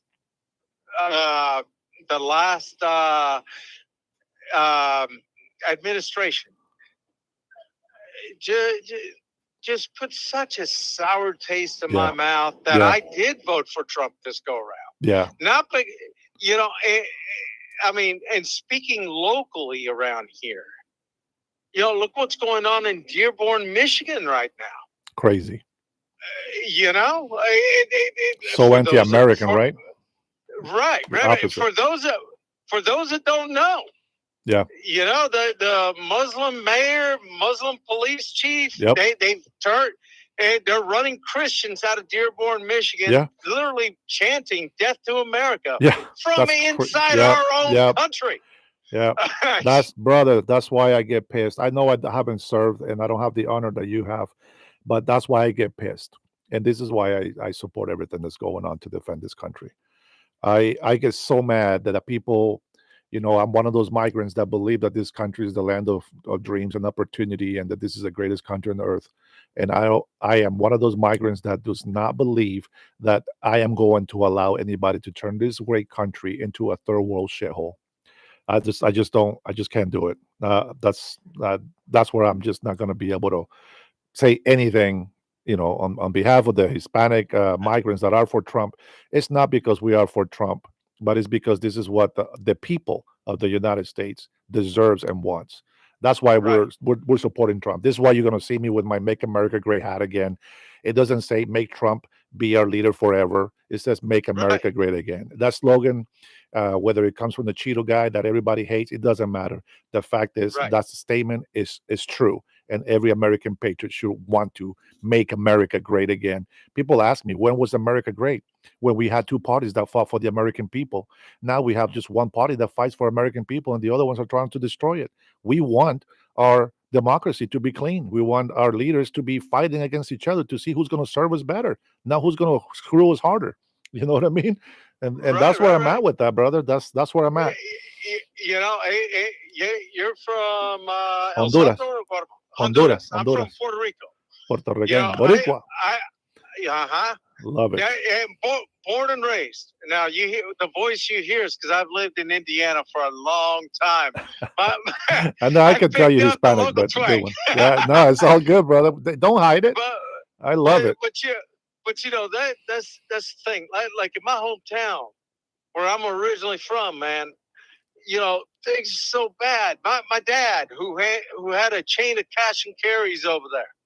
You know, and there's a lot of people that don't know what a cash and carry is. And so, quick explanation: it's just a local level co-op, basically a supermarket meeting a co-op, and you know, they don't get it that you know the crime and stuff is so bad. Why my dad wanted me to move back down and run the company, and I told him there's nothing for me there.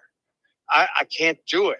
You know, I can't put my family in that type of risk. Yeah. Because here's the thing, and this is honest God's truth. The only way to defeat a rabid animal is to be more savage than that rabid animal. 100%. You know, and if I ever, through all the training that I've had, if I don't point a gun to say, "Oh, look, I'm tough, I'm a gangster." Screw all that. Yeah. You know, if I'm pointing, I'm firing. Yeah. I don't pull it out. I don't pull it out. Yeah. I was always taught that if you pull it out, you're going to use it, and that's why I don't pull it out. I show it. They know, they see it on my waist, but I don't pull it out. It just no. And you know, it's like. I wish, I truly do wish that all these alphabets and all these people protesting and all that, no matter the race, whatever the hell race they are, that they would go to them countries. Yeah. and try that same thing over there. Yeah. Try that same thing over there. Go ahead and speak against cartel. Be a bad man. Yeah. You know, be that bad man over there. Yeah. Let's see. You Yeah. know, I was there. I took them on. I'm here. They're not. Yeah. But like cockroaches, you take one, 5 more pop up. Yeah, You man. know, Yeah, you got to eradicate it completely, man. And it's hard to do when you're trying to be the peacemaker. It's very tough. yeah. But brother, I will let you be. I'm sorry to have cut in like that. I tried calling multiple times. You It's know. all good. You know what? No, it's awesome. I love you for serving our country. I love you for what you stand for. And We if need one more more thing, veterans like you, man. one more thing. If you ever do decide to run for office, give me a call. I got your 6, man. I've done some bodyguarding. Oh, you're gonna have to come to Washington because we're gonna need that over here, my friend. No worries. No worries. I'm I a love truck it. driver. I'll open Trinity, up my truck and head over there. you heard that, Get on, Trinity? brother. You better hold them accountable. I love you, Boricua. Muchas gracias. Mucho amor y Okay, cariño nos para ti, vemos, okay? brother. Bendiciones. Todo God bless suave. you. Check it. All right. Ah, man. What a blessing call, man. What a blessing call. Thank you for that. That's a real veteran right there. This is the kind of Hispanics that we want in our country, defending our nation. What a wonderful man. Um, you know, I hear you guys. What you're saying about this. Don't get it the wrong idea. Don't get the wrong idea. I love the United States of America. Right now, Israel, give them a break, will you? They are still celebrating. Yes, ma'am. They are still celebrating 20 innocent men. I don't know if it's men and women. I'm sure it's both. Being returned to their parents. Let them celebrate. This is just in support temporarily. I do love Israel because I'm a Bible believing man. Some don't believe that I'm a Christian. That's okay. Not here to please you. That's just why I have it for support. As a matter of fact, the other flag that I have is an actual the United States flag and the Palestinian flag. But that's for another day. Thank you guys for that. I hope that you guys were here to watch that small clip from Hassan Youssef.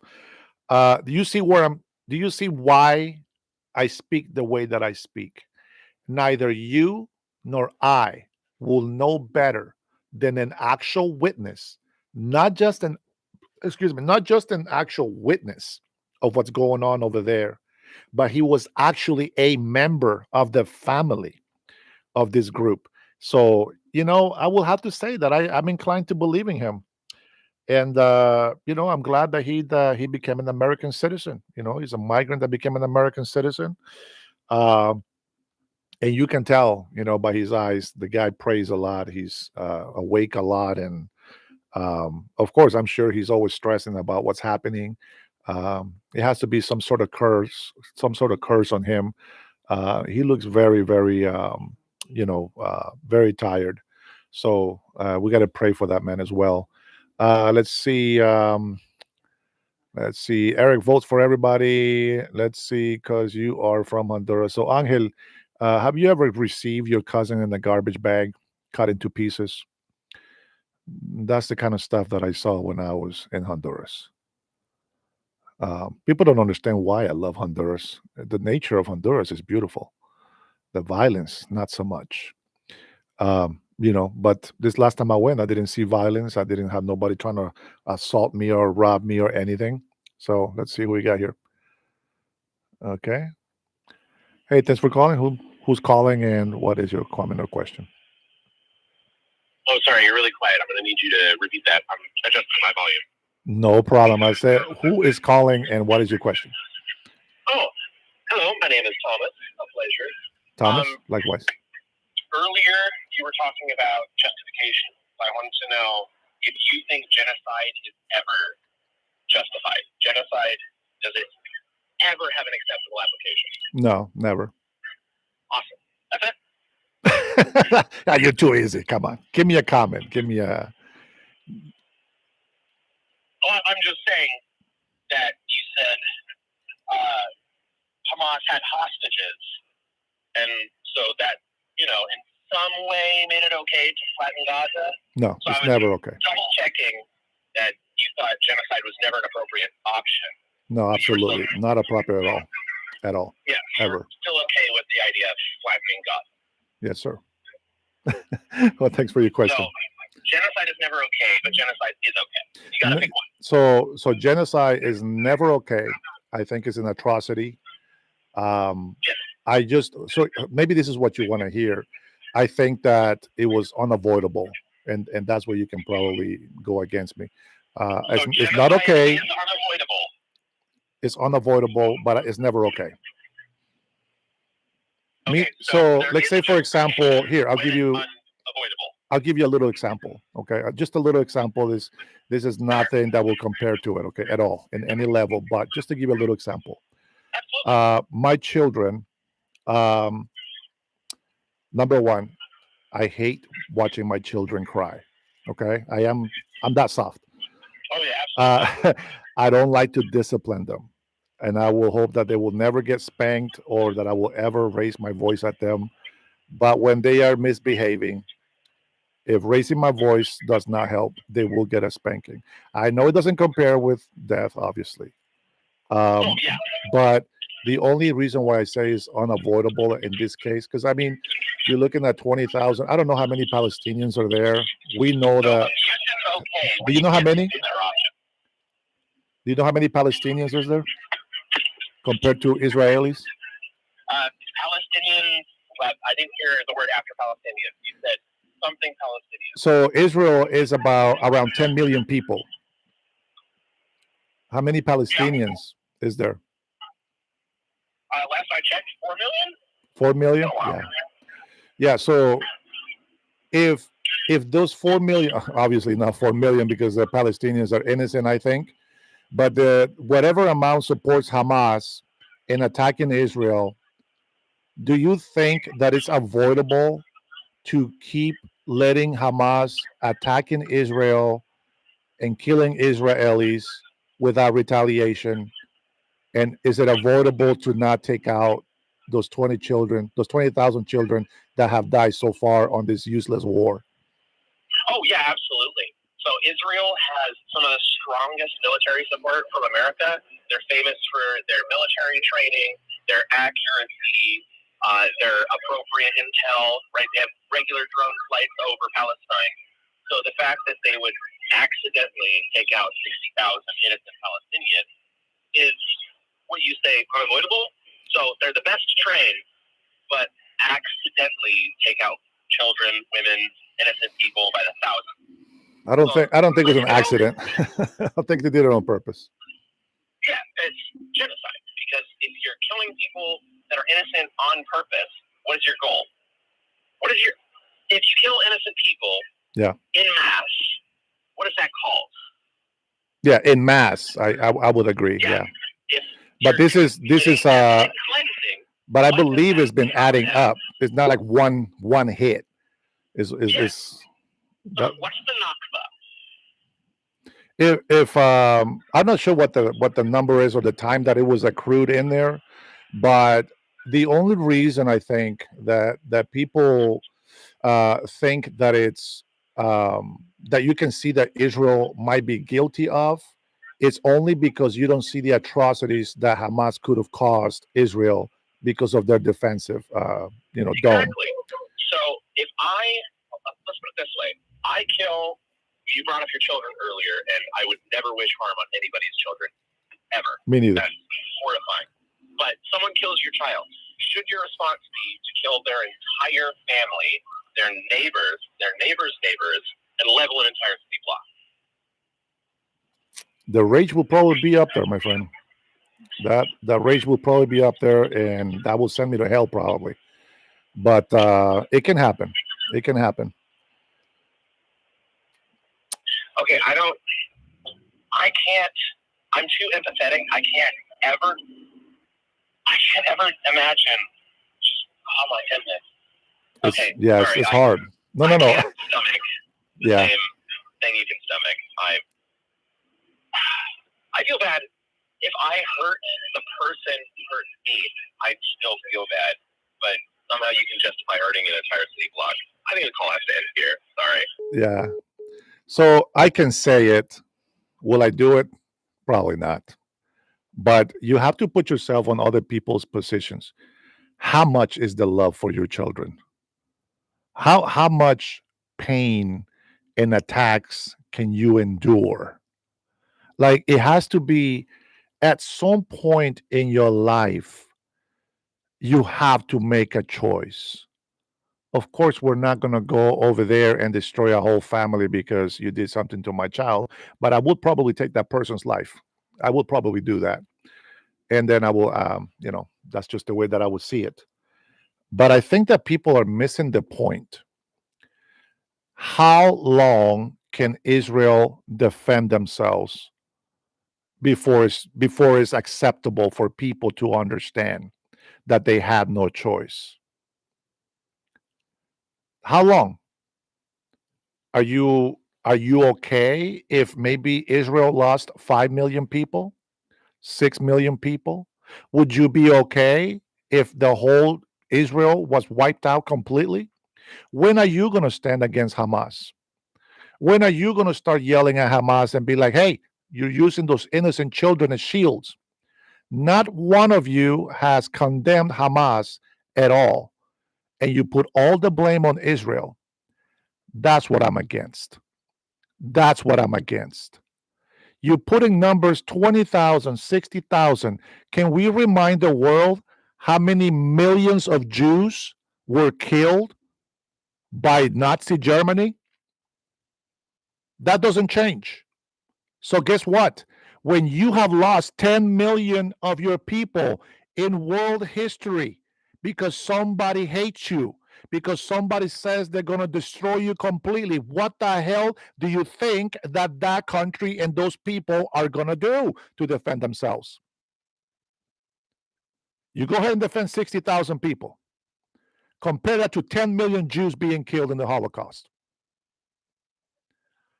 They have never been stopped getting attacked.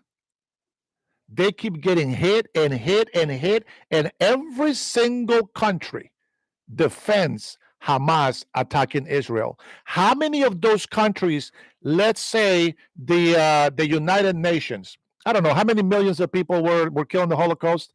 Maybe I give you the wrong number, but I know it was millions. Go ahead and tell me how many countries from the UN went and attacked Hamas? How many went and attacked Iran? Let me look up the numbers so these guys can shut up.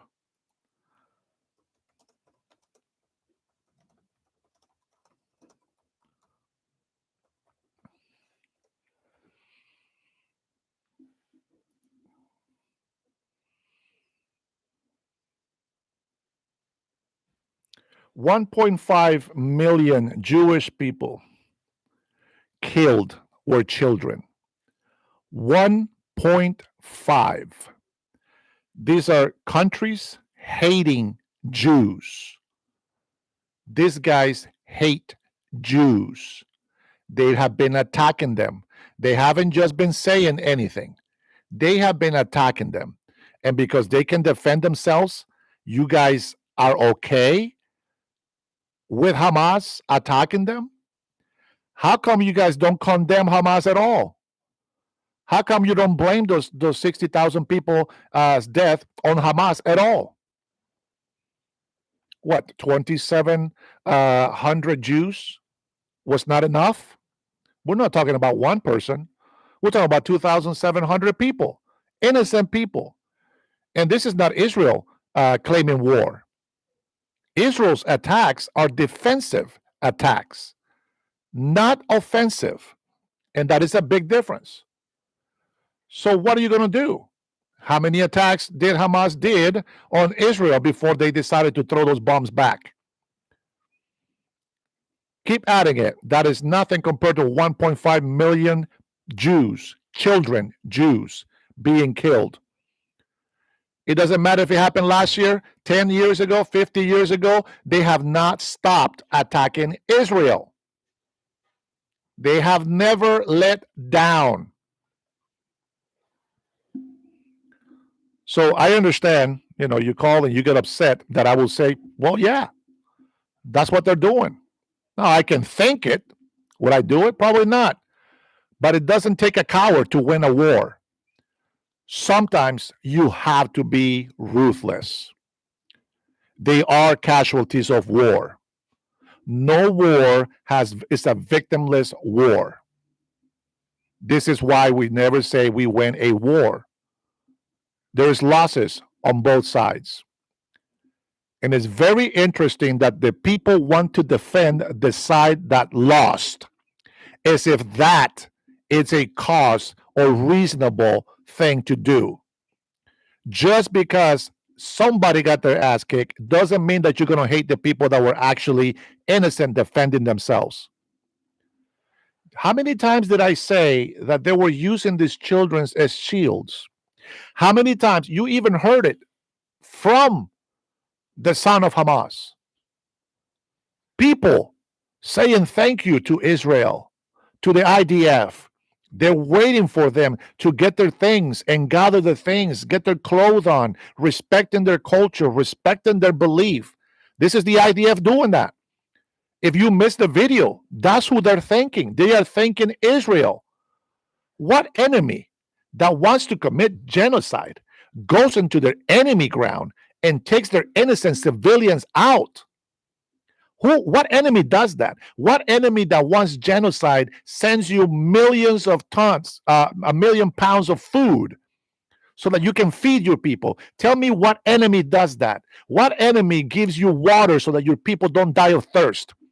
Tell me what enemy does that. Not one. Nobody has ever done that. Nobody. And if we start acting like little wusses right now, we're going to lose our country. Let me tell you that right now. You guys heard the Marine that just called? You think that guy went out there to just go kill somebody? No, but he had to do what he had to do. And that's why you have freedom today. And that's why you get to sit here on this chat and talk shit. Because people were courageous enough to go and defend the freedom of this country and defend innocent people throughout the world. That's right. That's right. You can be upset all you want, but wusses are not going to defend your country. You need real men, real strong women, patriots that love this country. Come on, man. Listen, when you feel you know the truth, it doesn't matter what they say. If you are a coward, your country's doomed. Even so, right now, Hamas is saying, you know what? We are either gonna kill all the Jews or we are gonna be buried trying. They don't really want peace. I hate the deal that they got all these criminals, actual criminal terrorists, back to Hamas. I would have executed every single one of them. Not one of them should have been alive. But you know what the difference is? This is Israel. They could have killed all of them. You know what Hamas did with the innocent people? They killed them. So let me weigh my balance over here. Now, he hung up on me before I finished what I was going to tell him and reply. He pushed out. I get it. I understand. But as I said, you have never gotten the remains of your cousin in a black garbage bag, cut into pieces. You've never gotten that. It's a nice gift to receive when you're with the family gathering. Oh, boy. No. I cannot be against Israel. I cannot. They have done more than any other country that I know in history that has fought wars. More than anybody. And for people to hate them for being the people that actually care about people reminds me of the demon that we have here in the States. We are trying to protect our country. We are trying to protect Americans' lives and rights. And the same demon is over here causing division amongst our country. They can't stand this, not because they're patriots. They can't stand this because that's God's people. That's why they can't stand it. Look at Chuck. This guy is so unbelievably hateful. Even typing, he has to put capitals to make a comment.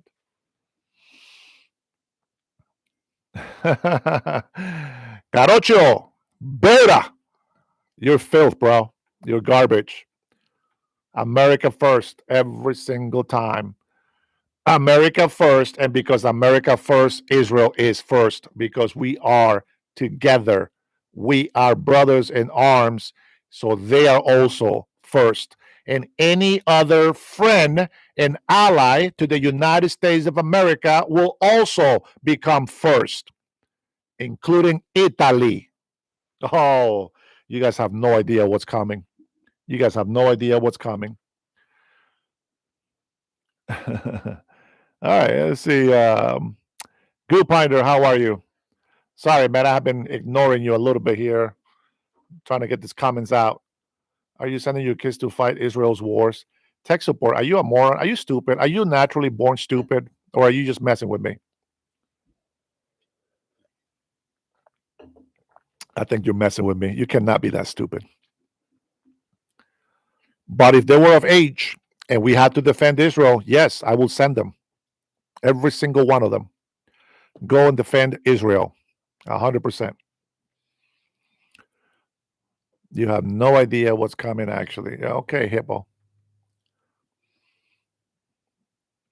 Look at this guy. You know, it's very courageous when you sit there behind the keyboard and nobody can see you at home playing stupid. Just go home. Go home to mommy. Go tell mommy that you did your laundry.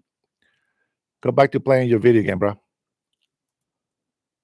I love being a gamer, but there's responsibilities that I have to attend to. You see, this is the people that want to convince me that they love humanity. The same people that spew all this hate, all these threats, all these nasty ass comments are the same people that think that they are humane. Oh my gosh.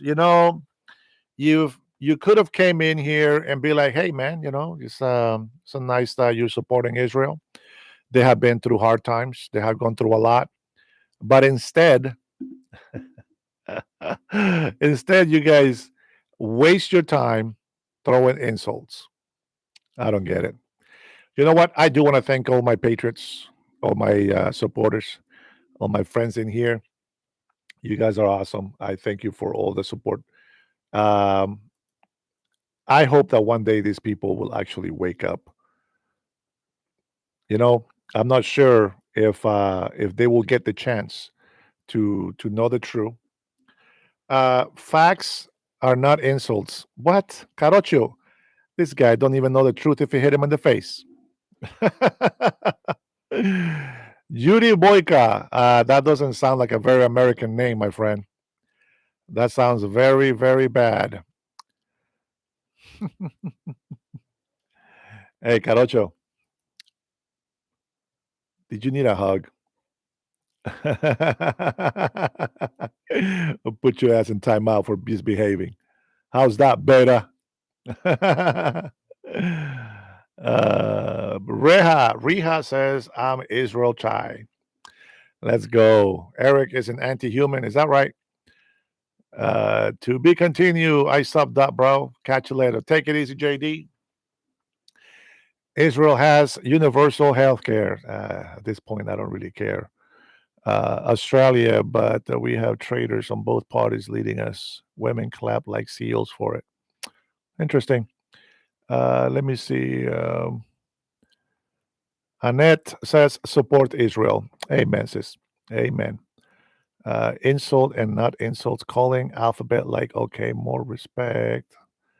Not an American name. No, I don't think so. Even Michael Montoya is not an American name. The reason why I said that is not because you are foreign, is because you don't support the United States of America and you don't support Israel. That's what I mean by that.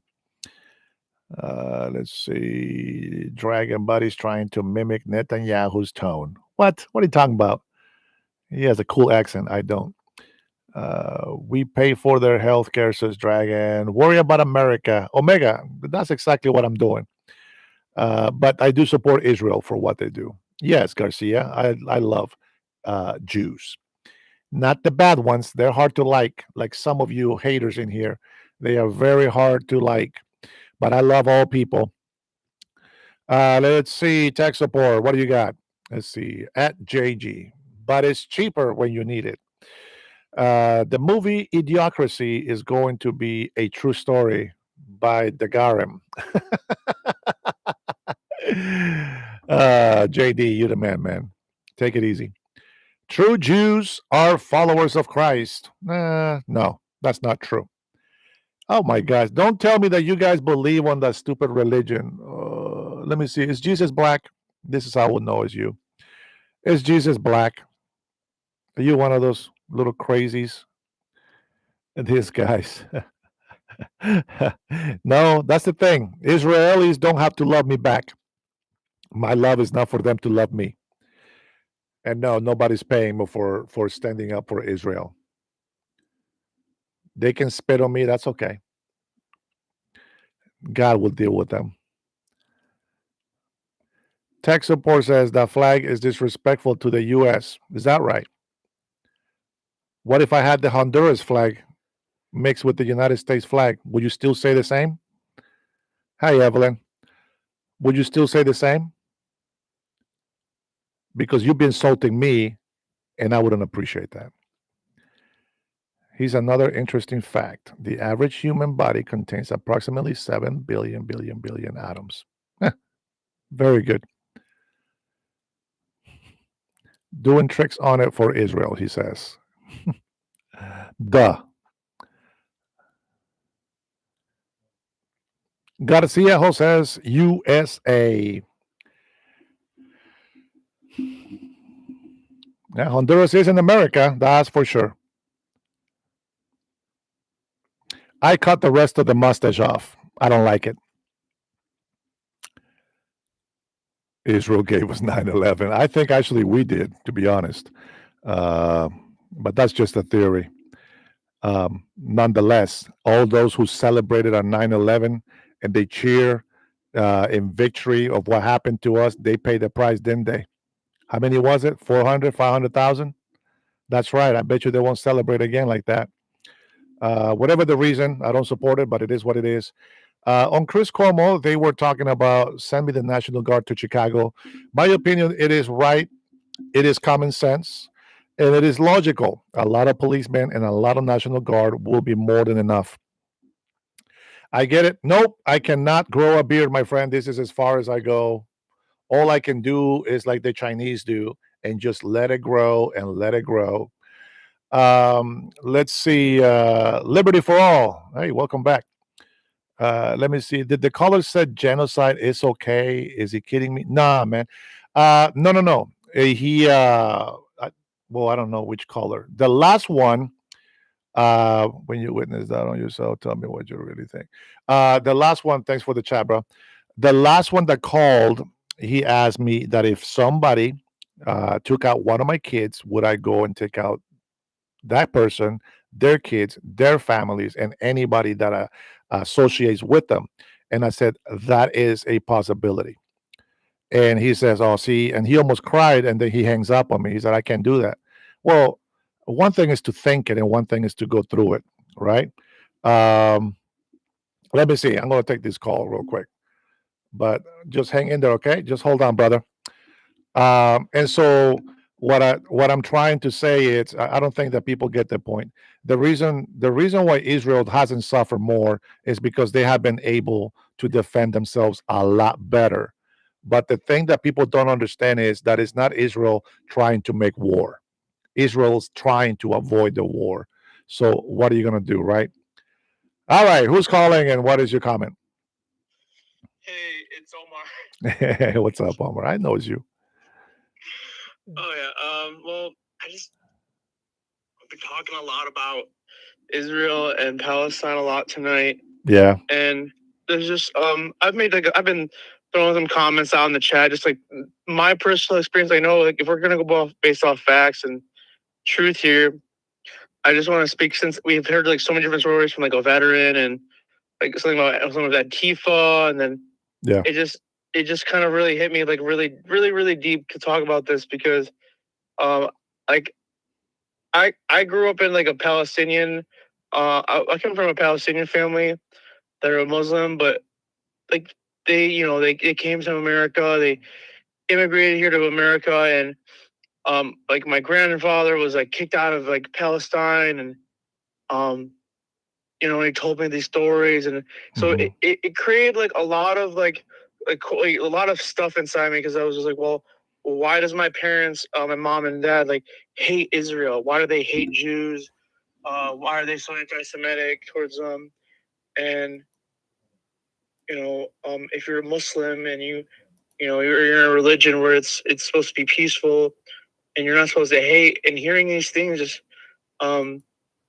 they just it's just so confusing, because it's like, why should we hate anybody? Yeah. Even if it's so I guess my question is like would you hate your child if because for them it's a little different, because when I started saying things like that, and I'd see what they want, it was always genocide, and the Zionists, and it's like, well, I try to tell them these things, and I don't know if you know this, I'm homeless too. I got kicked out from them. Yeah. Is that the reason? No, I don't know. I don't know if it was for politics or what. It's always been like issues with my family. Yeah. Yeah. I know how it is, man. When you're young, that's how it is. But if you can make amends with your family, that will be better. No, that's the thing. Like, I don't want to I don't want to speak to them anymore. Yeah. Because I have to live my life. I have to focus on like my my mental health and like Yeah. healing from that, because Your it own. was just a lot of negativity, like to hear that and the Yeah. political stuff, and Yeah. so What? I support Israel. I'm full on for Israel. I'm full on for President Donald J. Trump. I'm full on for backing them, America first. Let's go. And when Trump got reelected this term, and I just really woke me up to this and where I stood with it, because of the things I was seeing and hearing. It's just what they would believe was just not true, because Yeah. they would just say, "Oh, Hamas is Well, that's why I know, played the video, from one of Hamas. That the guy really was in Hamas. He's the biggest witness. He's been trying to warn the world of what they're doing, Right. and that's here. This is the reason why I love. How I always say why I love President Trump. Do you know? Right? You remember what makes me What? love President Donald Trump more and more each day? It's that he loves this country. He's fighting for his people, and Yeah. he's hated for it. Israel has given citizenship to thousands of Palestinians. They have Christians in Israel. They have Muslims in Israel. But if you go as an Israelite and try to become a citizen at a Muslim country, yeah, I know you are, brother. Here, but I get hated on from that. But it's like, for being, you don't want to convert, you be a Christian. It's like, yeah, but you are on the right path. There's nothing wrong with right. you. So it just doesn't. I just want to understand that you had this whole thing where it's like, well, how can you represent me when I'm saying that's not, it's total hypocrisy. What the Bible says, that the Son is not guilty for the sins of the Father, and the Father is Jesus not is the guilty only for one the who can sins be of the Son. judging on of who is the truth and what it is. So until he returns, and Yeah. I don't know.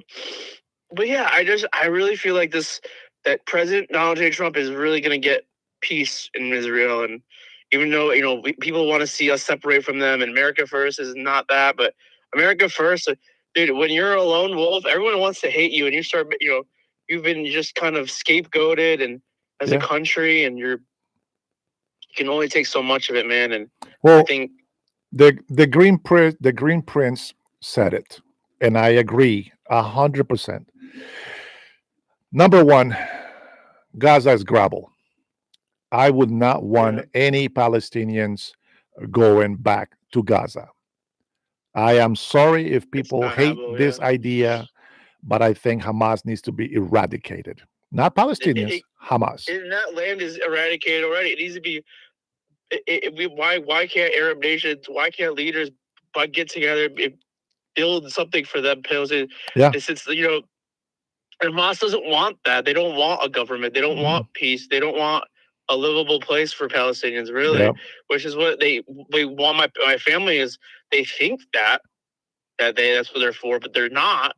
Yeah. Like, Well, that's I just that's why this is why I don't like religion. Okay, I respect yeah. religion, but this is why I don't like religion because religion can really control and oppress people, and this is And it why can I teach divide people to people. think freely, use your own mind. Pray to God and get an interpretation of what you're reading in the Bible because people will use that against you. Let me remind you and everybody else that's still in this chat that before Jesus was to start his uh, his ministry per se, he had to fast, he had to be weak, and the devil came in with God's scriptures to tempt him, Yeah. to make him fall.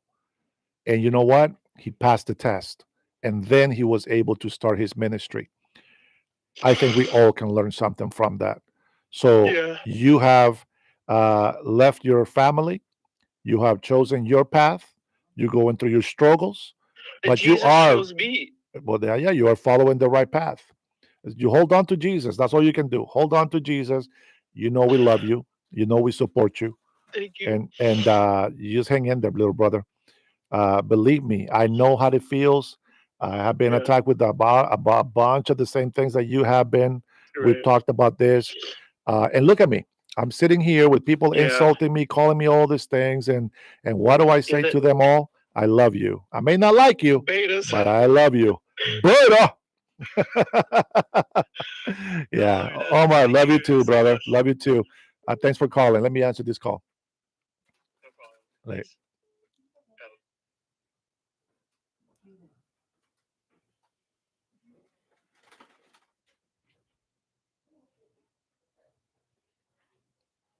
Hello. all right. Thank you for calling. Who's calling and what's your comment or question? My name's Boran. I'm calling from Killeen, Texas. Boren? Boran. Texas, Yeah. where everything is huge. Yeah. I just want to make a point Sure. of like how all voters are pretty much cult members. How all y'all pretty much point the fingers at each other, but Yeah. support the same thing. Yeah. Now, I'm gonna give an example. For instance, for all these years, did you think child trafficking was happening? The whole Epstein thing. I mean, did you believe, hey, that he's trafficking these kids to the highest people, like Virginia Dufresne, who mysteriously just committed suicide a couple months ago? I mean, do you believe that? No, with the Epstein thing, no, but I do know the through immigration, we hear all the stories about child trafficking and all that stuff. Well, But with yeah, the that too. Epstein, I don't know anything about Epstein. But you don't know anything about the Epstein with all the evidence that's out with all the girls' affidavits with Prince William. You don't know. No, You're no, telling me you don't know. Come on, bro. no. Why don't you know? Because you know where it goes. You know what road it goes down. No, because so number one, I think if there was something on there, you had to think about it this way, and this is the way I look at it. This is just me, okay? Just me. The way I look at it is this way. Um, the Epstein thing happened way before Trump came for the first term. Remember that, right? This is how I look at it. Obama and Hillary Clinton and the FBI and the CIA and a lot of politicians decided to go and do this whole Russia collusion with President Trump. You remember that, right? Okay. Yeah, but So think about yeah, it this way. Okay. Nothing in there was true. It was all about Hillary's health. But here's the thing that I'm looking at, they had access to these files themselves. Nothing yeah, happened. President Trump came on. They hated him from day one. Not even 12 minutes. You already know this. Not even 12 minutes, and they wanted to impeach him. Give the guy a chance. Like you haven't let him prove that he's wrong or he's bad or he's horrible. Let us But see what does that. You know what I have to mean? do? But what does that So, have to do with child trafficking? oh I wait, mean, it's I'll always get there. been real. Yeah, I'll get there. So, immigration wise, I know that's there, but Epstein being involved, no. Trump being involved, no. And so we have Biden in office. Everybody still hates Trump. They wanted to put him into 34 counts of felonies on some real estate stuff, right?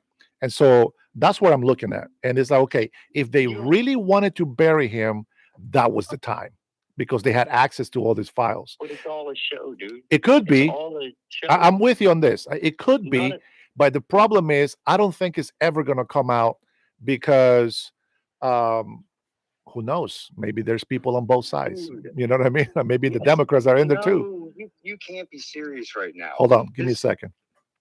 the- Liberty for All What? says he's listening, but we are Israel 100%. Sorry, haters, No. but hold on, buddy. But being again Israel is being again God. Amen, brother.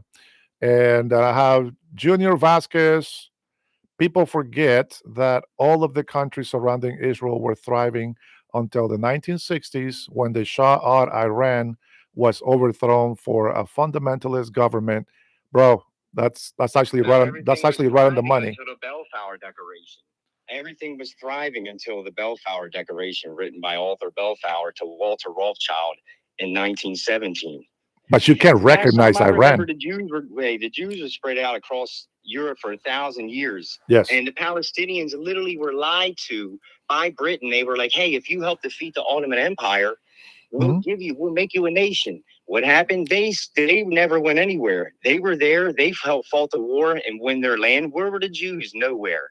And then what happens instead of Britain giving them a land and making them a nation? Oh, screw you. He divides Iraq and Iran and all that for money. They immediately start looking at oil automatically back then. Yeah. And they screw Yeah. them. And then what happens when United Nations comes along because they couldn't handle what they started with Walter Rothschild?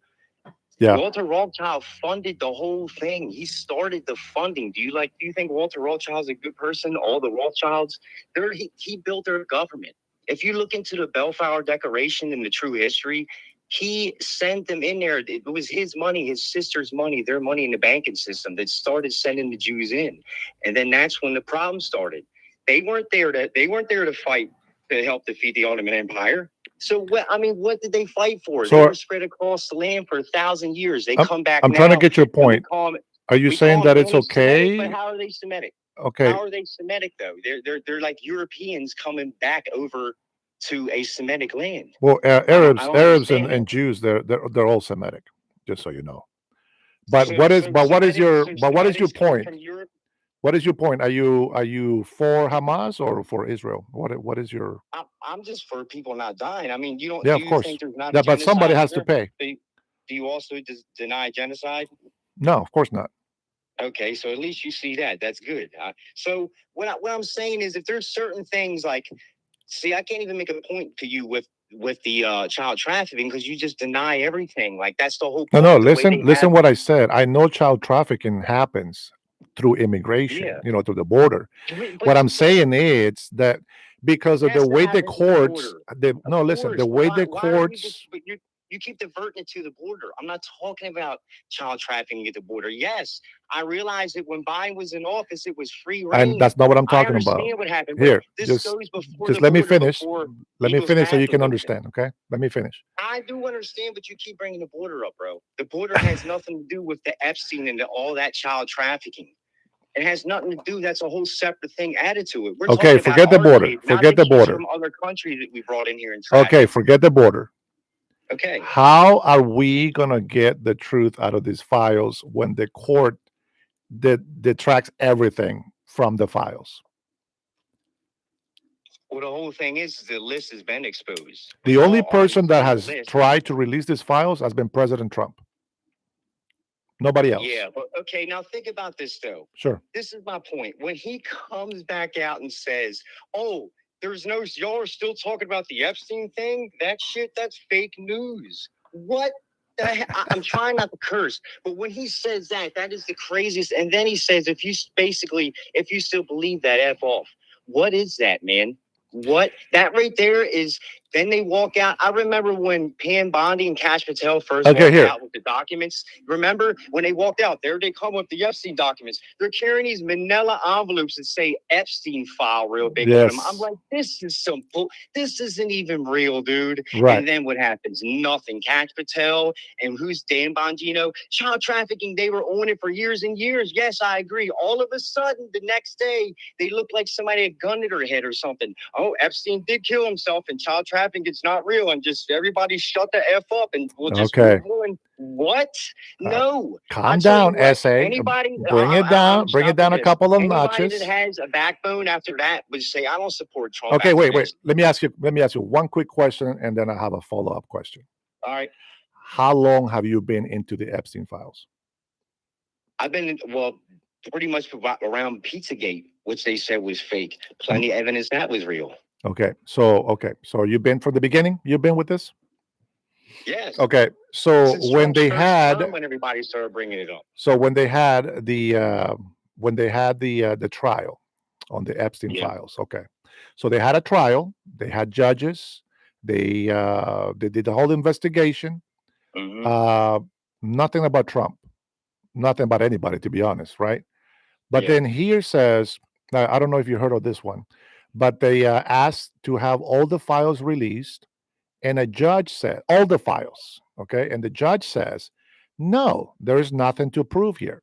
All the people that are innocent have been redacted from the documents. So, no, there's nothing new. And You then, believe that though. no, but of course, well, of course, no. Okay. What are we going to do? The courts say this. There's nothing we can argue about. That's why we say we're not going to get anywhere with the Epstein files. But is there But juice in there? got you. Yeah, I got you. And you know you why? know what I'm saying? You know why? There's something. Because it's the most top elite people doing it. It's been like that. Like Yeah. you cannot stop these people. But my point is I got you with that. But when you have a certain president, I got you. He comes off as more American and loves our country than liberals. But at the end of the day, some of the stuff he still supports, like giving $500 million still to Israel every year. APAC, there's 196 countries. How many did you Where's get the to APAC Ukraine? with the other 196? How I'm m- saying like he still supports that. Yeah. He's still how many Republicans were against the COVID stuff? I was against all that bullshit, but then here comes Trump coming out at one of his rallies. Oh, it's safe and effective. You don't have to take it, but I'll tell you what, it's safe and effective. Oh, and I took $1 million from Pfizer too. And I also did hire Yeah. what's his face? to Well, keep we her up. believe. Remember, he believed Fauci as well, and he Well, double crossed I'm him. just saying, like, how many times can somebody cover up for something? I know they come off as better, but this is my point: is where it's just voting between the lesser two evils. That's all it is to me. And it's all people say Trump's a Christian. Come on, man. He ain't Well, a Christian. remember the Come last on, man. comment that he made. Number one, having true faith is not easy. Okay. And the last comment that he made, even after making peace, stopping all these wars and deals that he's made throughout, blah blah blah, he said he doesn't even think that that's going to get him into heaven. So he's also struggling like every other human. And to be honest, I think that's the selfless way that you can look at things. And who knows, maybe by him having that attitude, he might just be saved, and we might not, because we think that we're going to be saved. At least the man is being honest with himself, and when he repents, if he does get a chance to repent, I believe he will do it wholeheartedly. Trump has been a softie. You don't see that. I've seen the deflection that he takes when his feelings are compromised with the whole Charlie Kirk and all this other stuff. People think that he's stupid, that he's weak.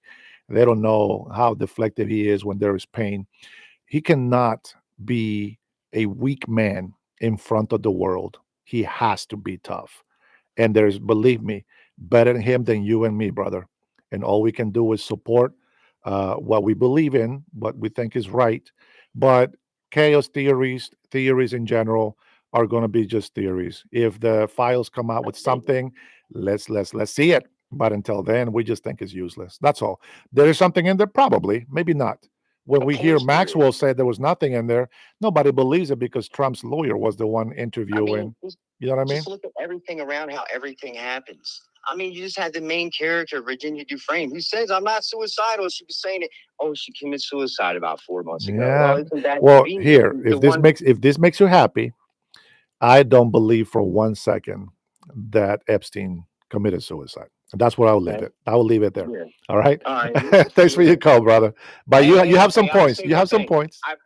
Hey, I appreciate you listening. I called into that other Brian Craig guy, and he hangs up right away. He's a weirdo. So, Well, I I couldn't appreciate answer you because listening. I'm waiting for some people to call. But no, man. Thanks for your call. You got some points, Nice brother. talking, You man. be good, man. Take it You easy. too, man. Take it easy. Late.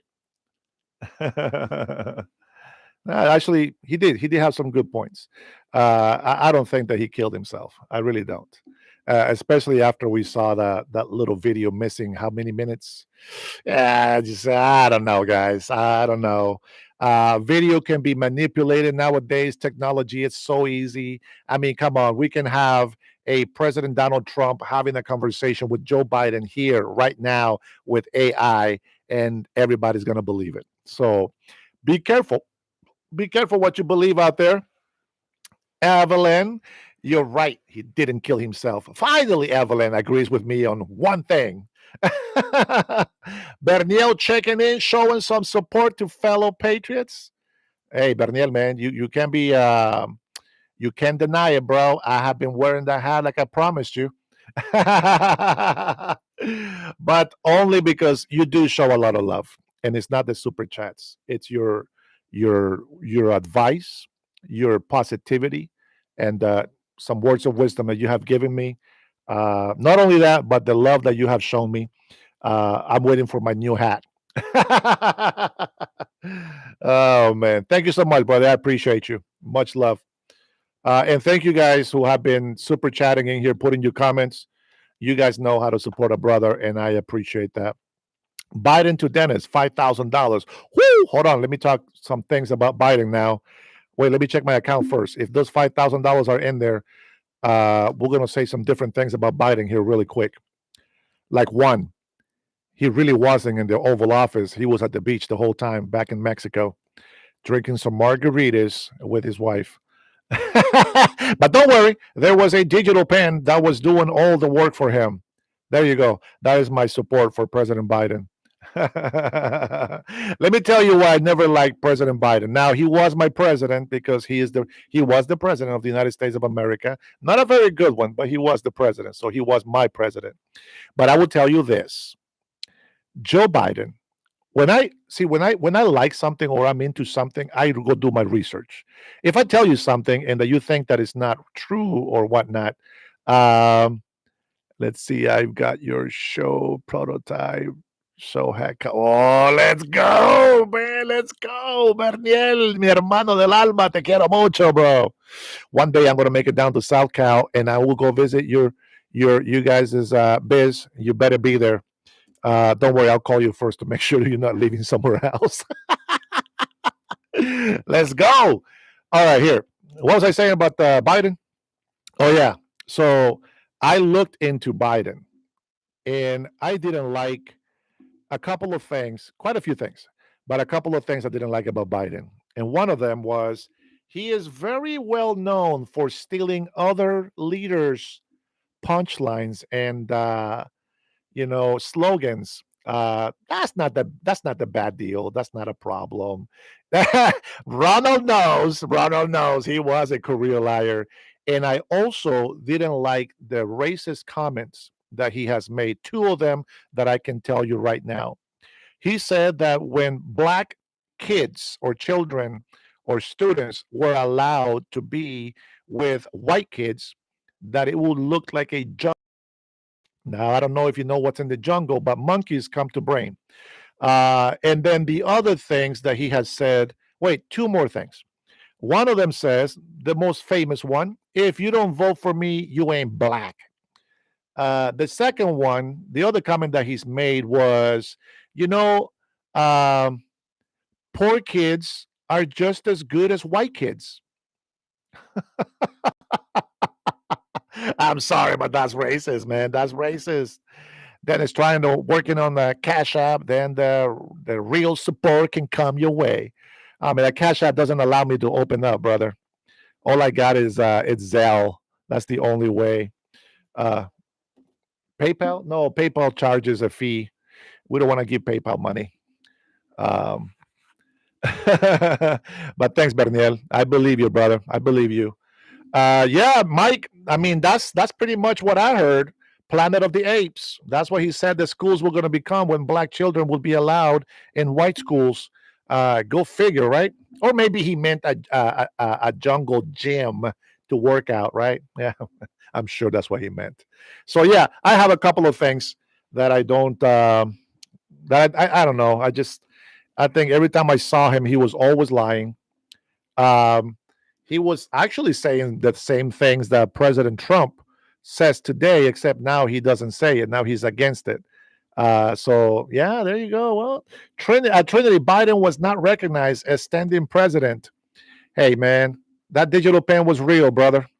And if we voted for Biden and Biden, you know, what do you call it? Not sponsored. Is it sponsored? If Biden supported the digital pen 100%, it was Biden, man. That was a true president, and that's why I love that portrait. And with all the presidents, and the 46th president was the digital pen. I love it. I love it. Deep down, Biden used to be based. Yeah, yeah, he used to be. Thanks, Brian. Uh, Ozzy says, "I am white as focused." Confetti says Biden made me a Republican. Oh man, I'm gonna show you guys some love. This is just because I know. Listen, this is just for support. Now I don't have. I think I put it on my jacket, but since you guys are supportive of this country, we're gonna go white. Here we go. We're gonna wear the. Let's see which one you guys want. We'll do the white one or the brown one. Let's see. First vote. Okay, Omar. He wins. There you go. Yeah. Okay. See, we got two of them. What's a black job? Well, I don't know. Let's see. According to Biden, janitorial probably, cotton picking. What's another job black people were good for? Maybe building railroads. Bro, that party's been so racist for so long, bro. It's not even funny. I am glad that they are looked at as equal people, even though racism, for some reason, is still out there. But unfortunately, it's amongst their own people. We all love all people in America. When we say American, we don't mean skin color. We mean American. White and gold says Confetti is excited about the white and gold. Man, finally, I'm getting some love over here from some of these people in here. Where is the hat that said jackass? I don't have one, Evelyn. But if you would like to send me some, I will wear it just for you. All right. And just be ready because I do have a pen and I might put your name on it or Joe Biden. But one of those names is going on there. So choose wisely. Uh, oh man, Confetti showing some love for the United States of America. I like that. I can't think like racist Biden, so I don't know, says Trinity. I know, I know, me neither, but you know what? We're gonna call it as we hear them call it. Why talk about American when you had the Israel flag? You see what I'm saying, guys? It's never ever pleasing. You cannot please everybody all the time. Liberty for all. Thanks for the super chat, bro. I appreciate that. Trump did say black kids will grow up to be criminals. Oh, well, I guess that could be true if you raise them to be criminals. But let's be honest. All those yummies out there, that's black children, bro, and they are criminals. Have you seen Chicago? All those students, all those young teenagers. He didn't lie. That's the thing, man. He didn't lie. These yummies over there, they're going to school with 9 millimeters in their backpack with switches on them, and they brag about it and they make videos about it. And yeah, man, I'm telling you, bro, this I know it sounds bad, but he's not wrong. You know, it's kind of like when he said that COVID-19 came from the Wuhan lab, right, in China. So he called it the Chinese virus because it was made in China. And then he talked about criminal illegal immigrants coming into this country. And then everybody went and say, oh, he doesn't like migrants. I heard criminal illegal immigrants, but for some reason, a lot of people heard all migrants are criminals. So I don't know, bro. I'm gonna say it sounds racist unless it's true. So yeah, yummies. Well, they prove it right. You guys know what that is, right? How many here know what a yummy is? I learned this from Denzel Washington. Who knows what a yummy is? Let me see some of the brothers in here. Some of the black people might know what a yummy is. Let's see. Yet we see him arresting non-criminal migrant. Well, illegals got to go, my friend. Regardless. Let's see. Pritzker and Johnson are the worst. You are understating, my friend. Understating. Do you just want to talk all the time, or do you want to actually talk policies? Brit, are you new in my channel? Because we talk about policies a lot, and people don't want to accept them. So there you go. Man, I can't believe you guys have kept me this long tonight, but I think we're making some progress. Let's see. Lizzie doesn't know what a yummy is. Aztec says non-illegals, asylum seekers are legal. Okay, so Aztec, here's a rule. If you are an asylum seeker, you will come through the point of entry. And remember, asylum seeking is a temporary status, meaning you do have to go back to your country when that expires. Now, the only difference is that there has been extensions on it a lot. All right, let me give you one more caller in here. Let's see. Fake Christian. Oh, my bad. I was going to pick it up. Fake Christian, says Karen. Oh, hey, Karen, welcome back. It's a true leftist supporter in here. My favorite socialist to come on my channel. Let's see. JR says he's deporting asylum seekers. Now, so there's a lot of things going out there. Like they think that they are deporting American citizens. No, they can't do that. That's not what they're doing. And let me give you the information again. If you're a green card holder, if you have been an American citizen, naturalized American citizens within 10 years, and you violate some of the rules that come with those privileges, you can lose them and you can get deported. So I'm going to say this. All of the, probably Brit pretending to call. So I'm going to say this. If they have a warrant for an arrest, like I will tell you this, there was an old man, he's from Mexico. There was an old man that was arrested. He was probably maybe in his 60s or 70s, okay? He was arrested down in California. Now, the family, of course, comes to defense of the old man. What the family didn't know, it's that this man was a rapist of a minor, and they had a warrant for his arrest. This is why he didn't put up a fight. He was ashamed of what he did, and that is no BS. Karen, you just called me a fake Christian, so automatically you're a liar. So I don't take you coming seriously anymore. But thank you for being in here. I appreciate it.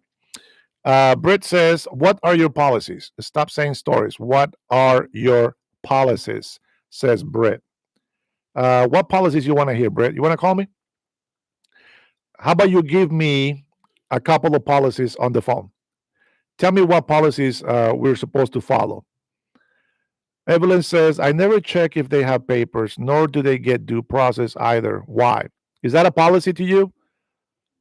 Due process is a right to Americans.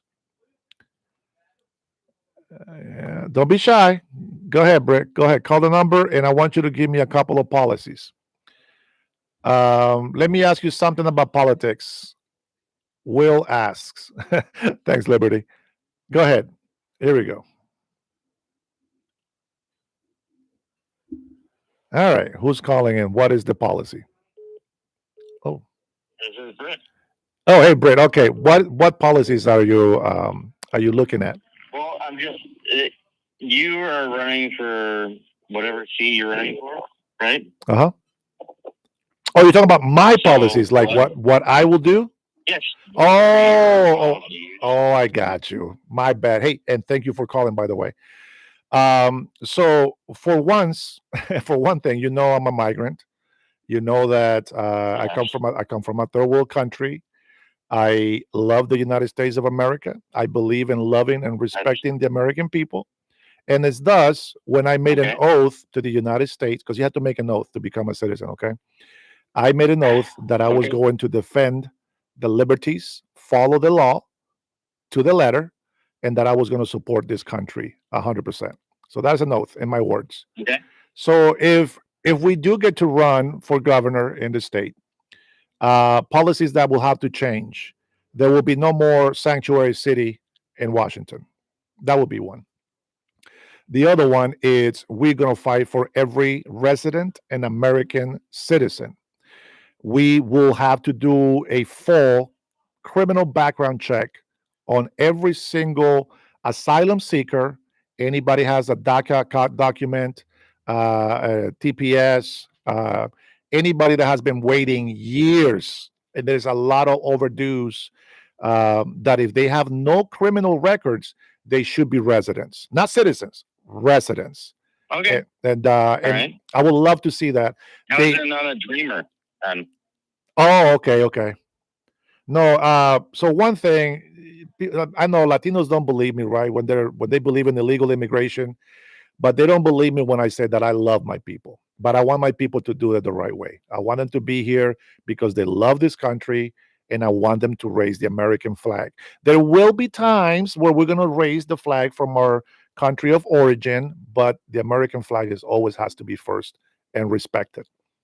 Yeah, I'm sorry, I didn't Yeah. understand I the mean, policies. I thought you meant something like with no, I just want to know what your policies are. That's like you're running for something. What are your strict policies?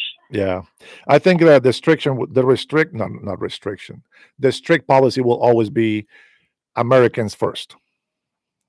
That will be the biggest. Okay. Yeah.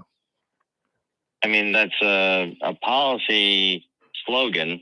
It will be a slogan, but it should be "Make Washington Great Again." That would be the slogan. But I think in the slogan is more of a not a commitment.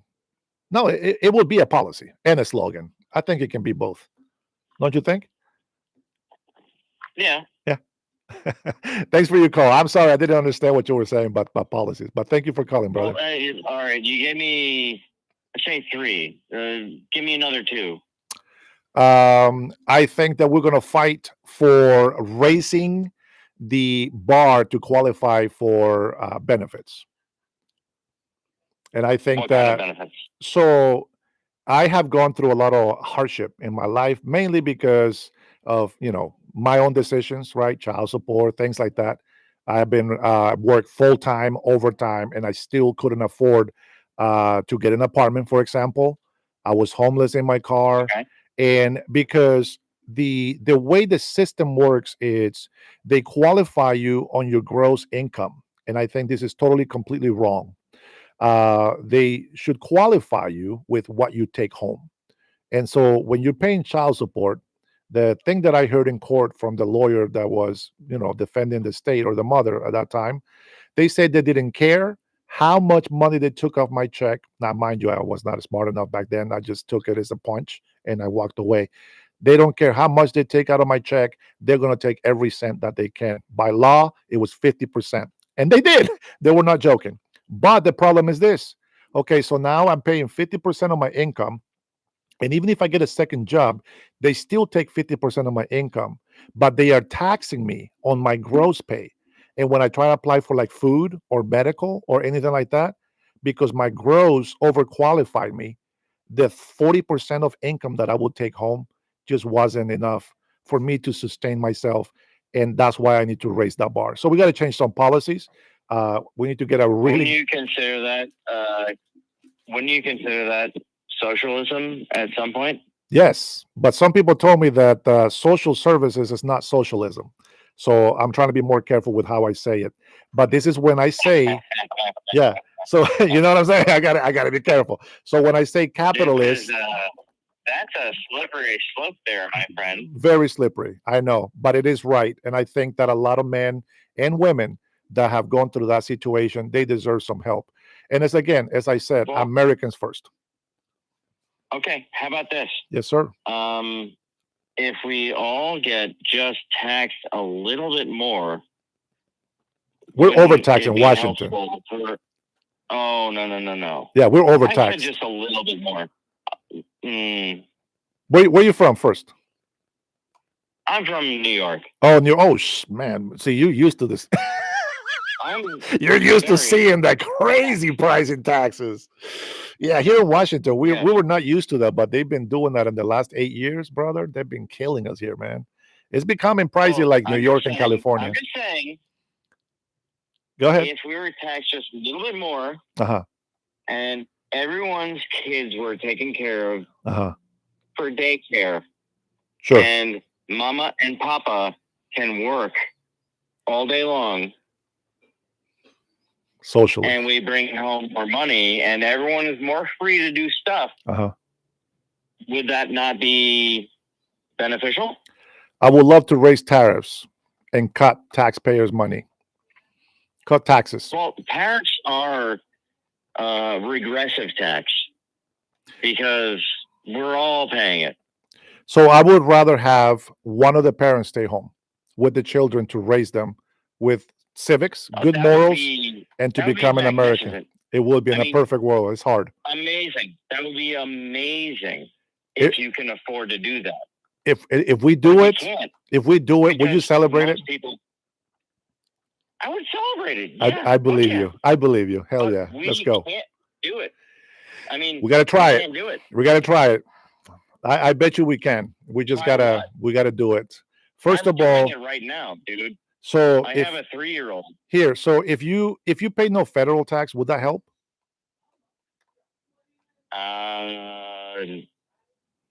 No. You're like, no, everything's still too expensive. How can we have a fucking government and have anything like roads and bridges and shit and stuff? Would you'd be surprised if I tell you this right now? Okay, I know it's not New York. I don't know about New York, but let me tell you here. Shoot it up. Let me hear it. So we have paid $36 billion, right? That was taken from our taxes to build this bridge. You know how much that bridge was built? None. So where did the money go? We don't know. Nobody knows. NGO contractors got paid. They didn't do the job. That's a lot of money from taxpayers. Don't give me shit about NGOs. I want to hear about fucking just people being fleeced.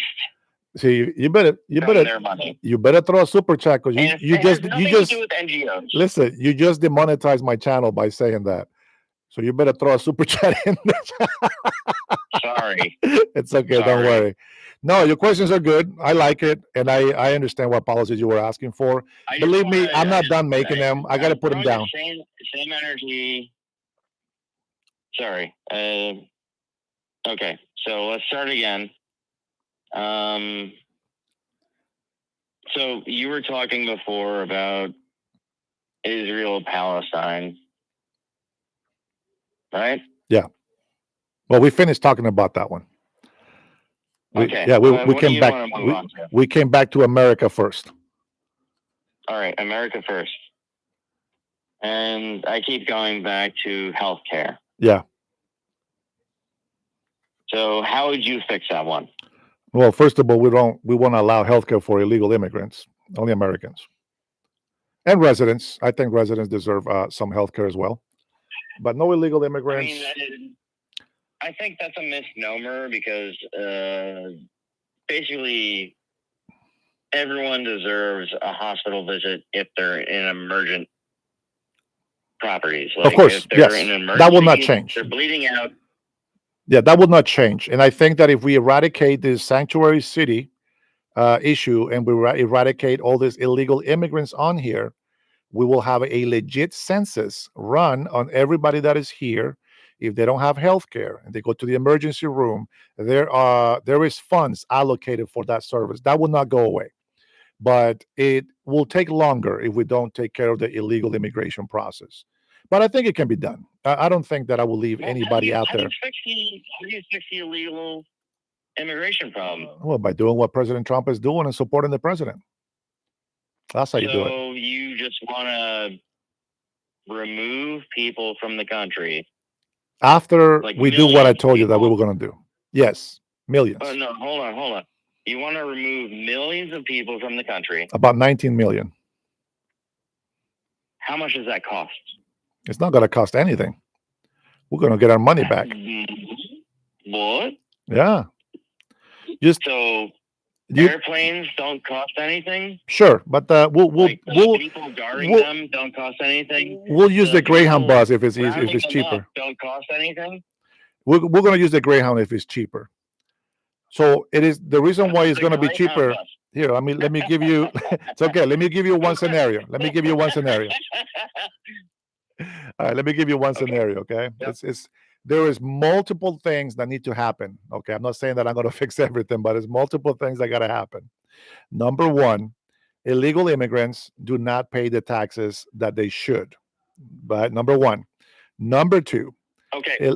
Hold on. So illegal immigrants take a lot more money and benefits that Americans that are actually paying taxes are. That's a fact. So if the illegal immigrants don't get health care, like let's say Apple One health care over here in Washington. They're not entitled to health care. That's right. They're not supposed to, but they are. But they have it. They get it. Here in Washington, they get it. Also, they're given visas they're given green cards that state they're not entitled to health care, but they have to pay into our system, right? Right. But they have to be legal to be in the system. If they use a fake Social Security, they won't be in there. They're not in the system. They're not in the system, but they get Social Security card numbers. They don't. They're not. No, they're given Social Security numbers, but they're not entitled to Social Security to work benefits. Right. So they get a Social Security number to track the name on the passport. They give money into the system to pay for our Social Security. No, they don't. They don't. But they're not involved in the Social Security. No, they don't. The Social Security that they get, it's not available for work. Anything. They don't get anything. No, the number. They pay into the Social Security system. They don't. And they don't get anything back. No, they don't pay. They don't pay. The Social Security number the Social Security number. My friend, listen, the Social Security that illegals or any migrant gets over here, if they get a Social Security on here, it's not authorized for work. So they will not be hired for work. Therefore, they will never pay taxes. They will never pay into the Social Security. They are not allowed to work. So a lot of people, what they do is they grab somebody else's Social Security information. They commit fraud if they want to go that route. Or they become business owners like Paco's Landscaping. You don't have a Social Security number, but you can go to the IRS. You get an ITIN number. With that ITIN number, now you can get a license to do business here in Washington. With that license, now you can get insurance to up to $1 million per business is what they're asking for, and they can make their money. Now, because the only taxes that they pay are city-state taxes, which means that if they come to your job and they offer you service, they will charge me a tax, and then that's the tax that they will give the city. But the money that they make for themselves, they don't have to report it because nobody knows how much money they made unless they're doing contracts with businesses, and that business is reporting that payment is a business expense. And that's how they get the money. But most likely they will make hundreds of thousands of dollars, and that will not pay dollars out of their income. They will only pay the taxes that they're charging the citizens of the city or any business for that matter. That's how that works. Well, that sounds like a loophole. It is a very big, bad loophole, and we're going to jump on it, my friend. Hey, thanks for your call, okay? I appreciate you. Let me respond to the super chat. I hope so. We'll see. We got some people that are willing to make phone calls, and Man, let's just pray that we get a good legal team, not the ones that want to keep suing all the political opponents, but the ones that actually want to fight for the people and their city. Dude, I just want everyone to be happy. Yes, sir. I want everyone to make money. Yes, sir. And I want everyone to be healthy. Let's go. I'm with you 100%. Yep.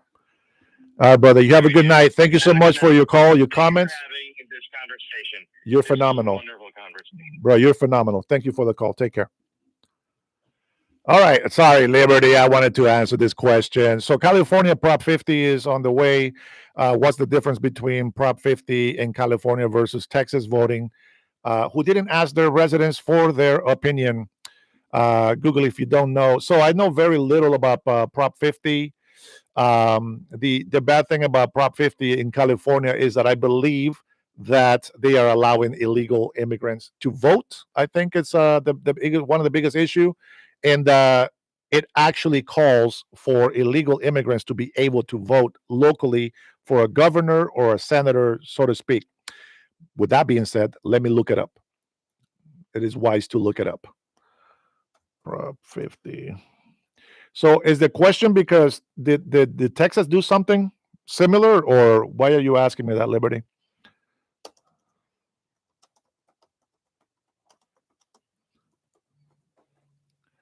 That's a very interesting question.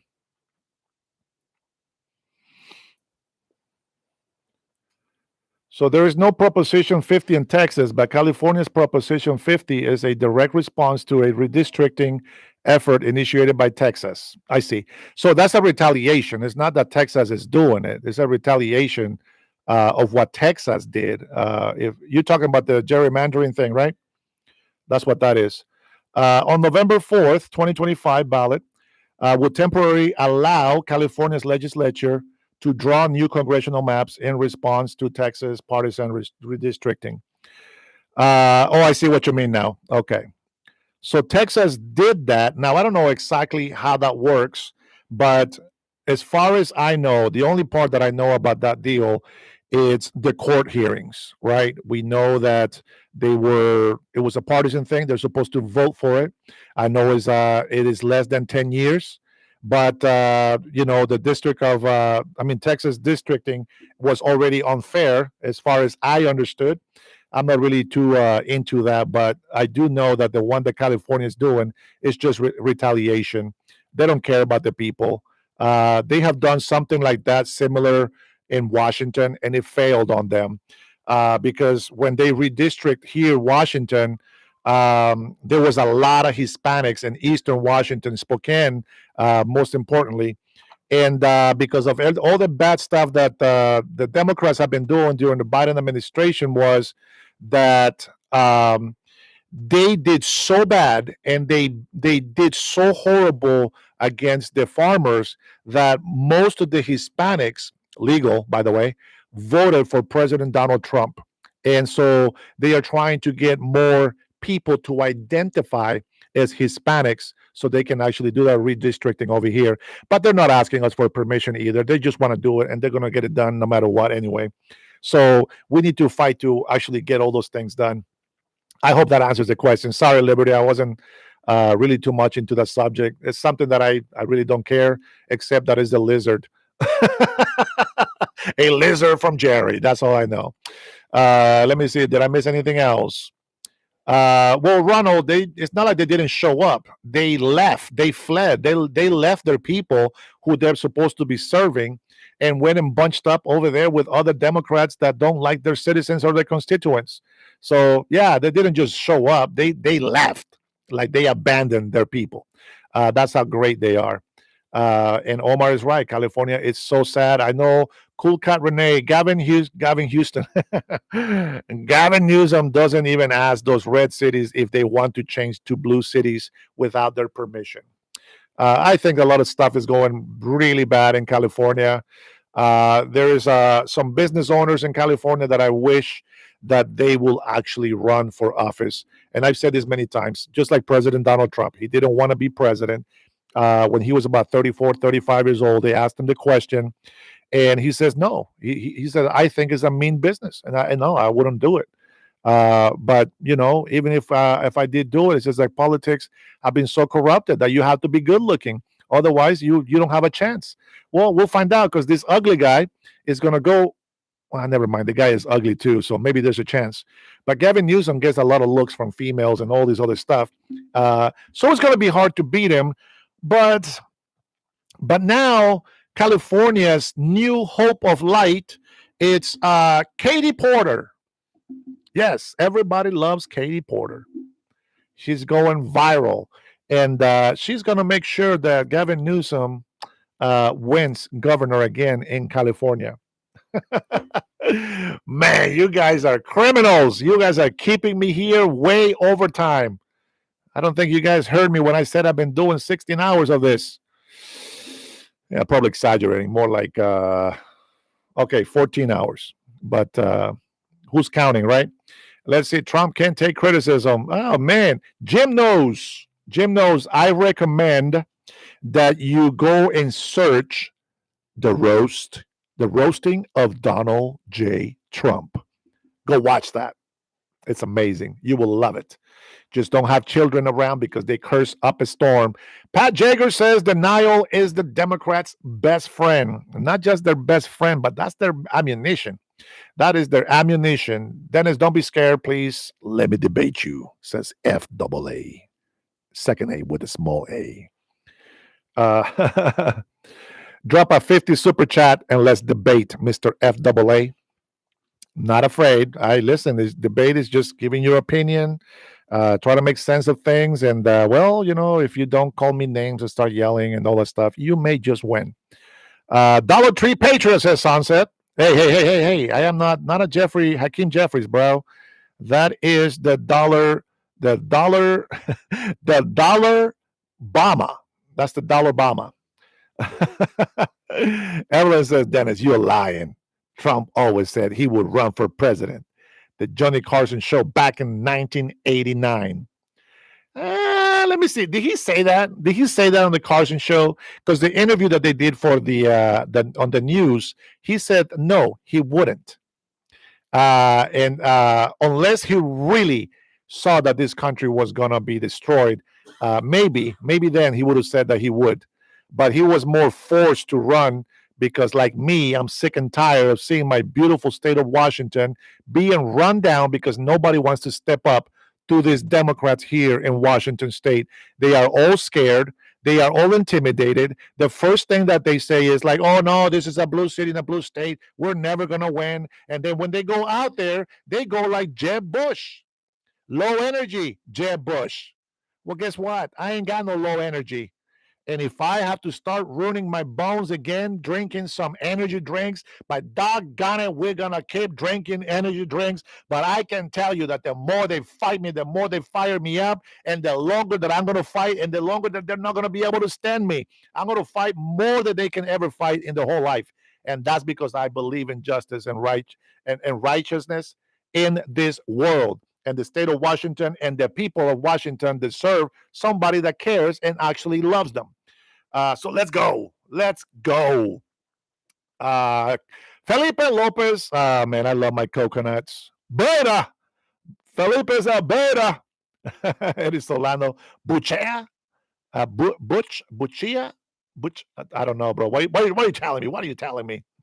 Watch those kidneys. Yeah, man, I will sacrifice these kidneys, Omar, so that I can fight for Washington. All right, let me see. Liberty, thanks for your love today, brother. Man, that's a lot of love for me today. Because I know 100% undocumented people get it. I know you're trying to say ITIN number from the IRS for taxes purposes without benefits. They can apply for medical, but not Medicare. They are fine with that, I know.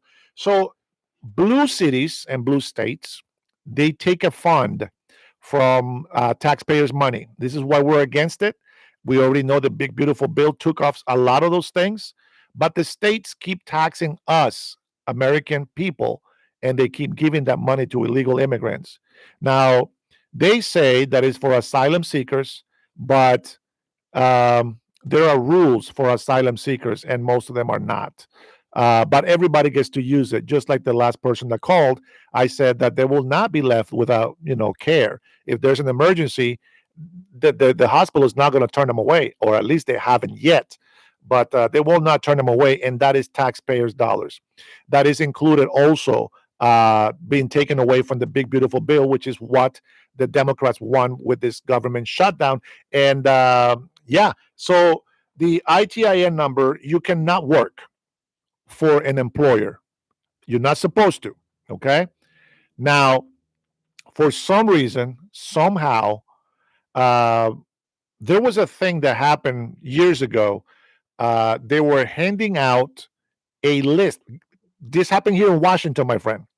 They were handing out a list of social security numbers that were not being used by citizens. And they grabbed those social security numbers so that the system will not catch them as being illegal. Now, here is the problem. Did you guys hear Doge when they said that a 9-month-old baby got a loan for $30,000, I think it was, or $100,000? You remember that? Well, that's because that Social Security belongs to a 9-month-old, but obviously it's not the 9-month-old getting the loan. So there is a lot of shady stuff like that undocumented people do because they have to find a way to work and make money. But that is the problem with allowing illegal immigrants. They are going to be found that they can't just work anywhere. Not everybody can work under the table. That's why you see all those raids at the Home Depots, at Lowe's, etc., because they don't have a permission to work. And so when they work under the table. They get cash, they get more money than Americans, but they don't pay taxes, so there's no benefits from them. Okay, so when they support illegal immigration, those are the things that happen. People's identities are stolen. People commit fraud using somebody else's social security number. We know that there's another Dennis Herrera with my whole social security number being used in California. I reported it, but who knows what happened? I don't know if anything happened about it. I know that it was removed from my credit report, but nonetheless, somebody was working under my name. Lucky for me, I got my birth certificate from Honduras, and I got my certification of citizenship from the United States of America, and I have a passport, an American passport that I can prove that I am a citizen of this country. Man, that's a good question, bro, and I am glad that you actually know about those stuff. But yeah, we still got to fight against it.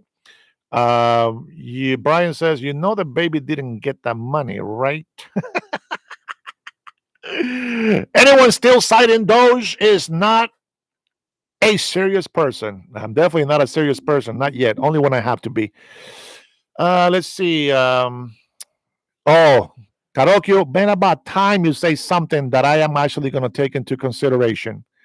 Karocho says, why don't they go after those businesses that hires them?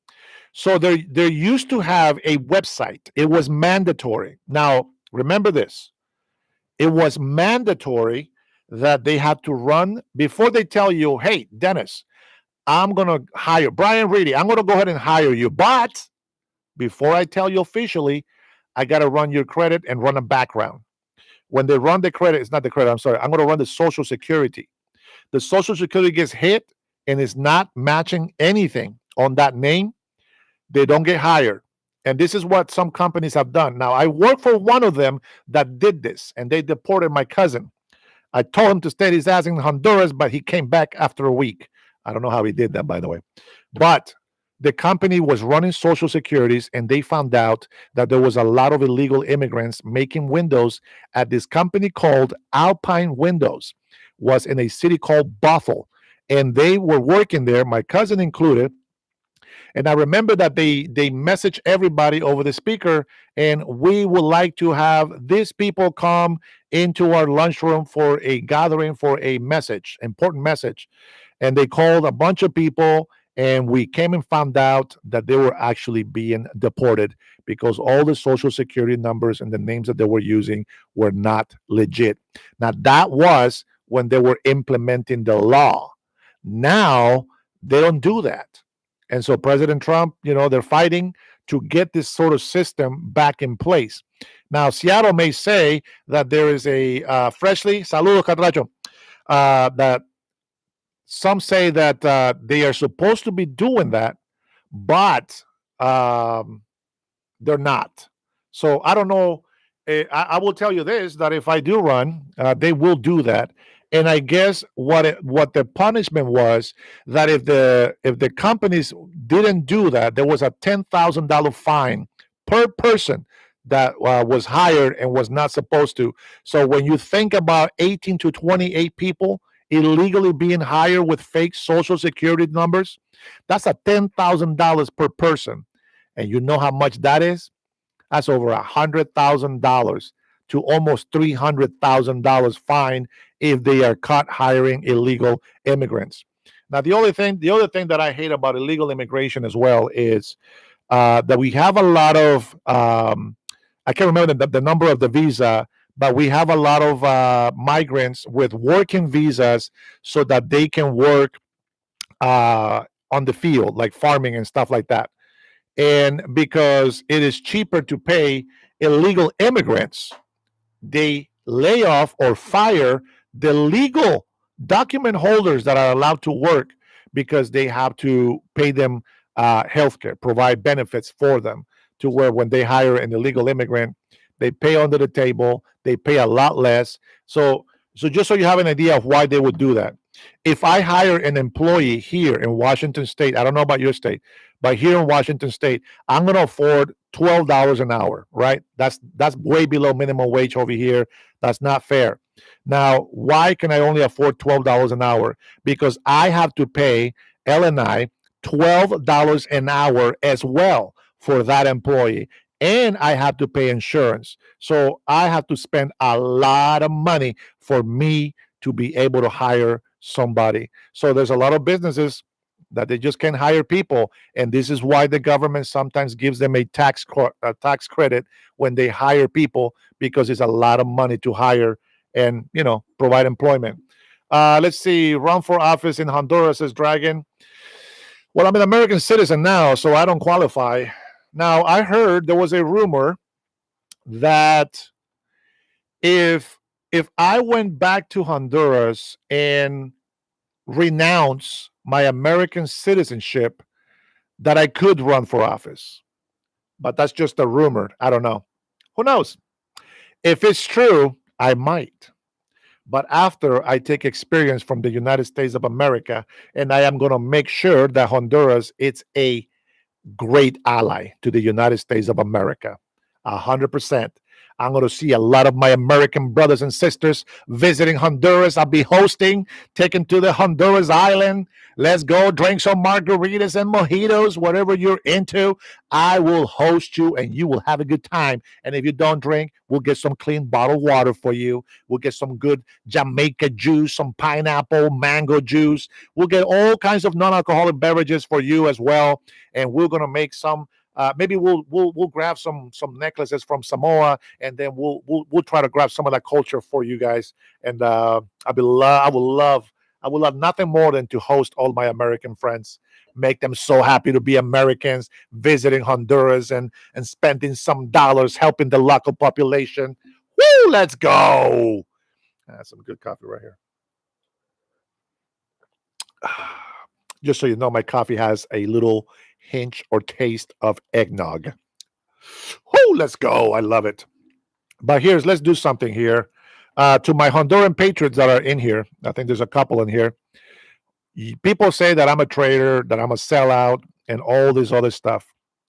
But in reality, what do? We speak well of our people. We know there's some problems. We know there's some things happening. But we also know that we want them to be happy. And if they don't come here legally, they're not going to be happy. They're always going to be afraid that at any given time and moment, they could be deported. And the last thing that we want is to see people getting deported, because it's not a good look. It doesn't feel right. It's sad. It's sad. I saw this little video today, and I didn't mean to laugh, but there was this Mexican girl. She's probably about maybe 20, 21 years old. And she was cussing out Americans and saying, F you, you took my mom, blah, blah, blah. You deported my mom, F you. I think she's looking up at a building of ice or something.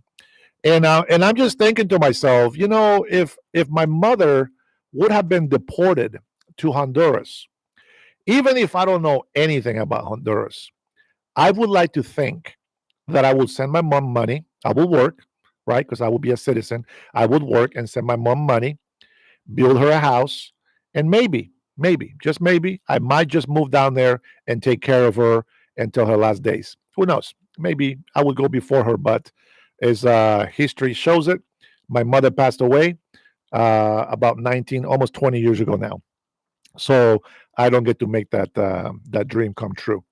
Although I will tell you this right now, when I was in my 20s, you have to understand this. I'm the last one in my family. I was my mom's baby. I was her favorite. I was working with Comcast and I was making a lot of money because I used to work a lot of overtime. I ended up renting with my brothers, of course. We ended up renting an apartment. We didn't put her in old people's home. We put her in her own apartment and we paid for it. We paid all of her bills and she wasn't happy.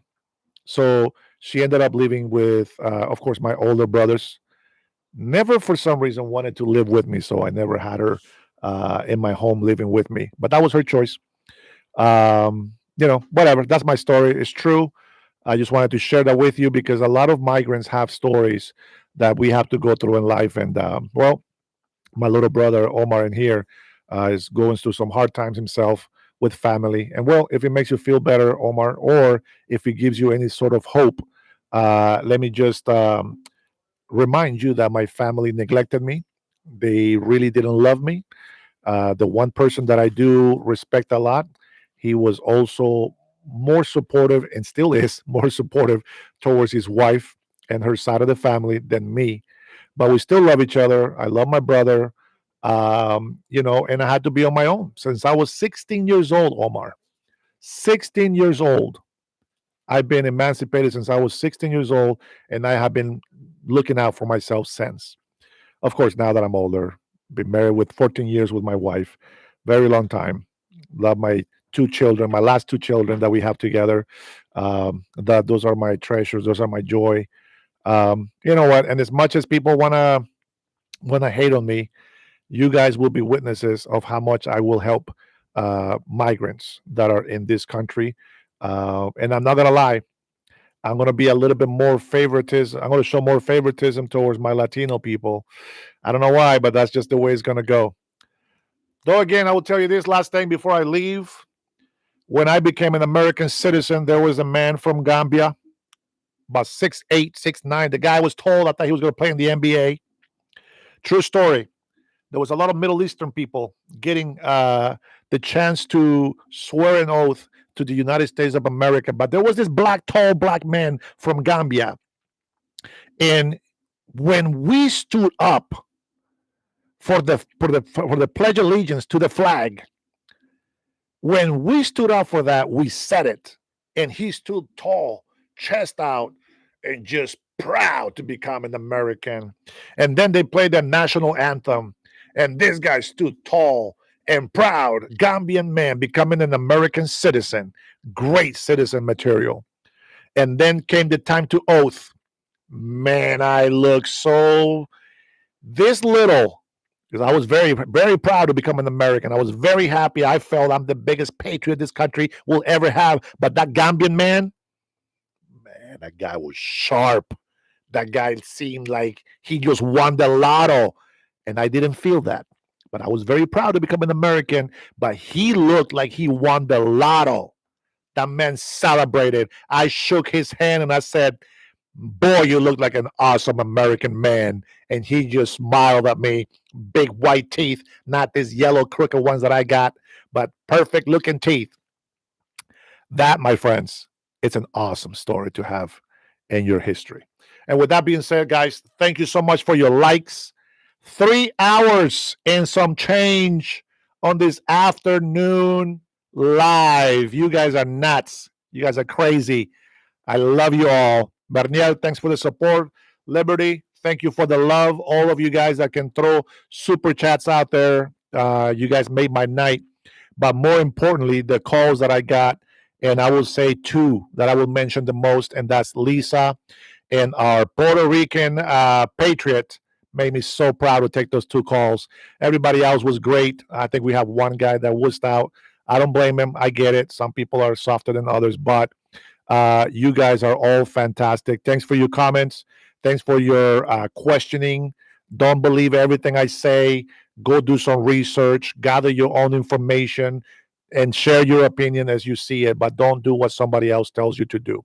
I hate being controlled, and I hope that you don't like being controlled yourself. With that being said, God bless you. God bless the United States, and I will see you tomorrow. Thank you, Let Freedom. I will take that prayer, my friend.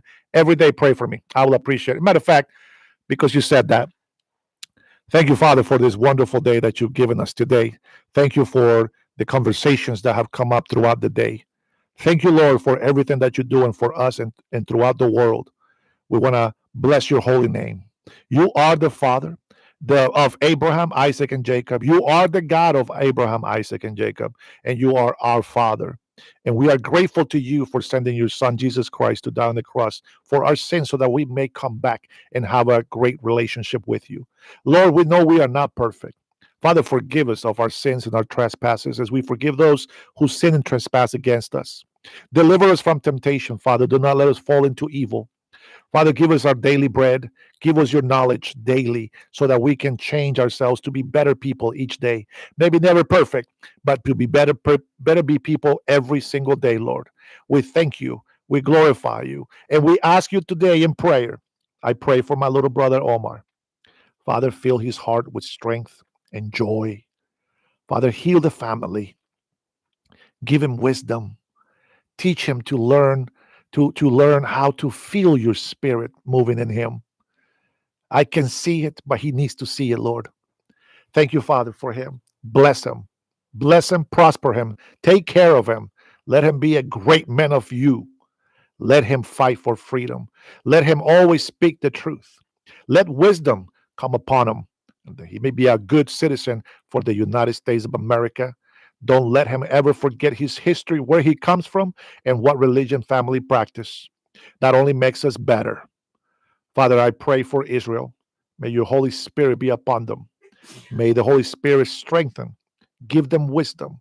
May them truly bring peace to the Middle East. Father, I pray for our president that you have put in office for us. Strengthen him, give him wisdom, give him the patience, give him the health to continue doing the task and the labor that you have put upon him. Father, bless his family, bless his wife and his children. Father, in the same manner, I ask your Holy Spirit to be upon the United States of America. May you look up after every single person, American citizens, illegal immigrants, every single person in the United States. Father, give them the wisdom to make the right decisions, to make the right choices. With that being said, Lord, we thank you. Only you are holy, holy, holy. You are the Almighty, whom we hope, believe, and pray for, and pray to. Father, thank you for your love. I pray in the name of Jesus Christ. Amen. Let it be done. Let it be written, so let it be done. Berniel, God bless you, brother. You are a super sponsor, my man. God bless you for that. We'll stay in communication, brother. I appreciate it. You have blessed me greatly, not just with your words of wisdom and encouragement, but financially. I am impressed with Liberty as well. Paul, thank you so much. God bless you. I appreciate you. Much love to you guys. Always be true when you come to this channel. I don't want you to think that I know everything. I give you some thought so that you can try to make up your own mind. I will tell you this: I will always try to stand for justice. I want to stay always for liberty and what is fair for all people. All right. With that being said, guys, thank you so much again. I will see you in the morning, 7:30. Depends on what time the bus picks up my children, and then we can talk some more. And then we'll see you around noon, and then we'll see you tomorrow night again. We'll do this Monday through Friday. Sometimes I go crazy and do it Saturday and Sunday. But it just depends on how much strength God gives me. And I do have to spend time with my family. So I appreciate you guys' understanding. God bless every single one of you guys. Have a good night. Berniel, muchas gracias, compañero. Te quiero mucho. Saludos a la familia. Dios te bendiga. You all be blessed.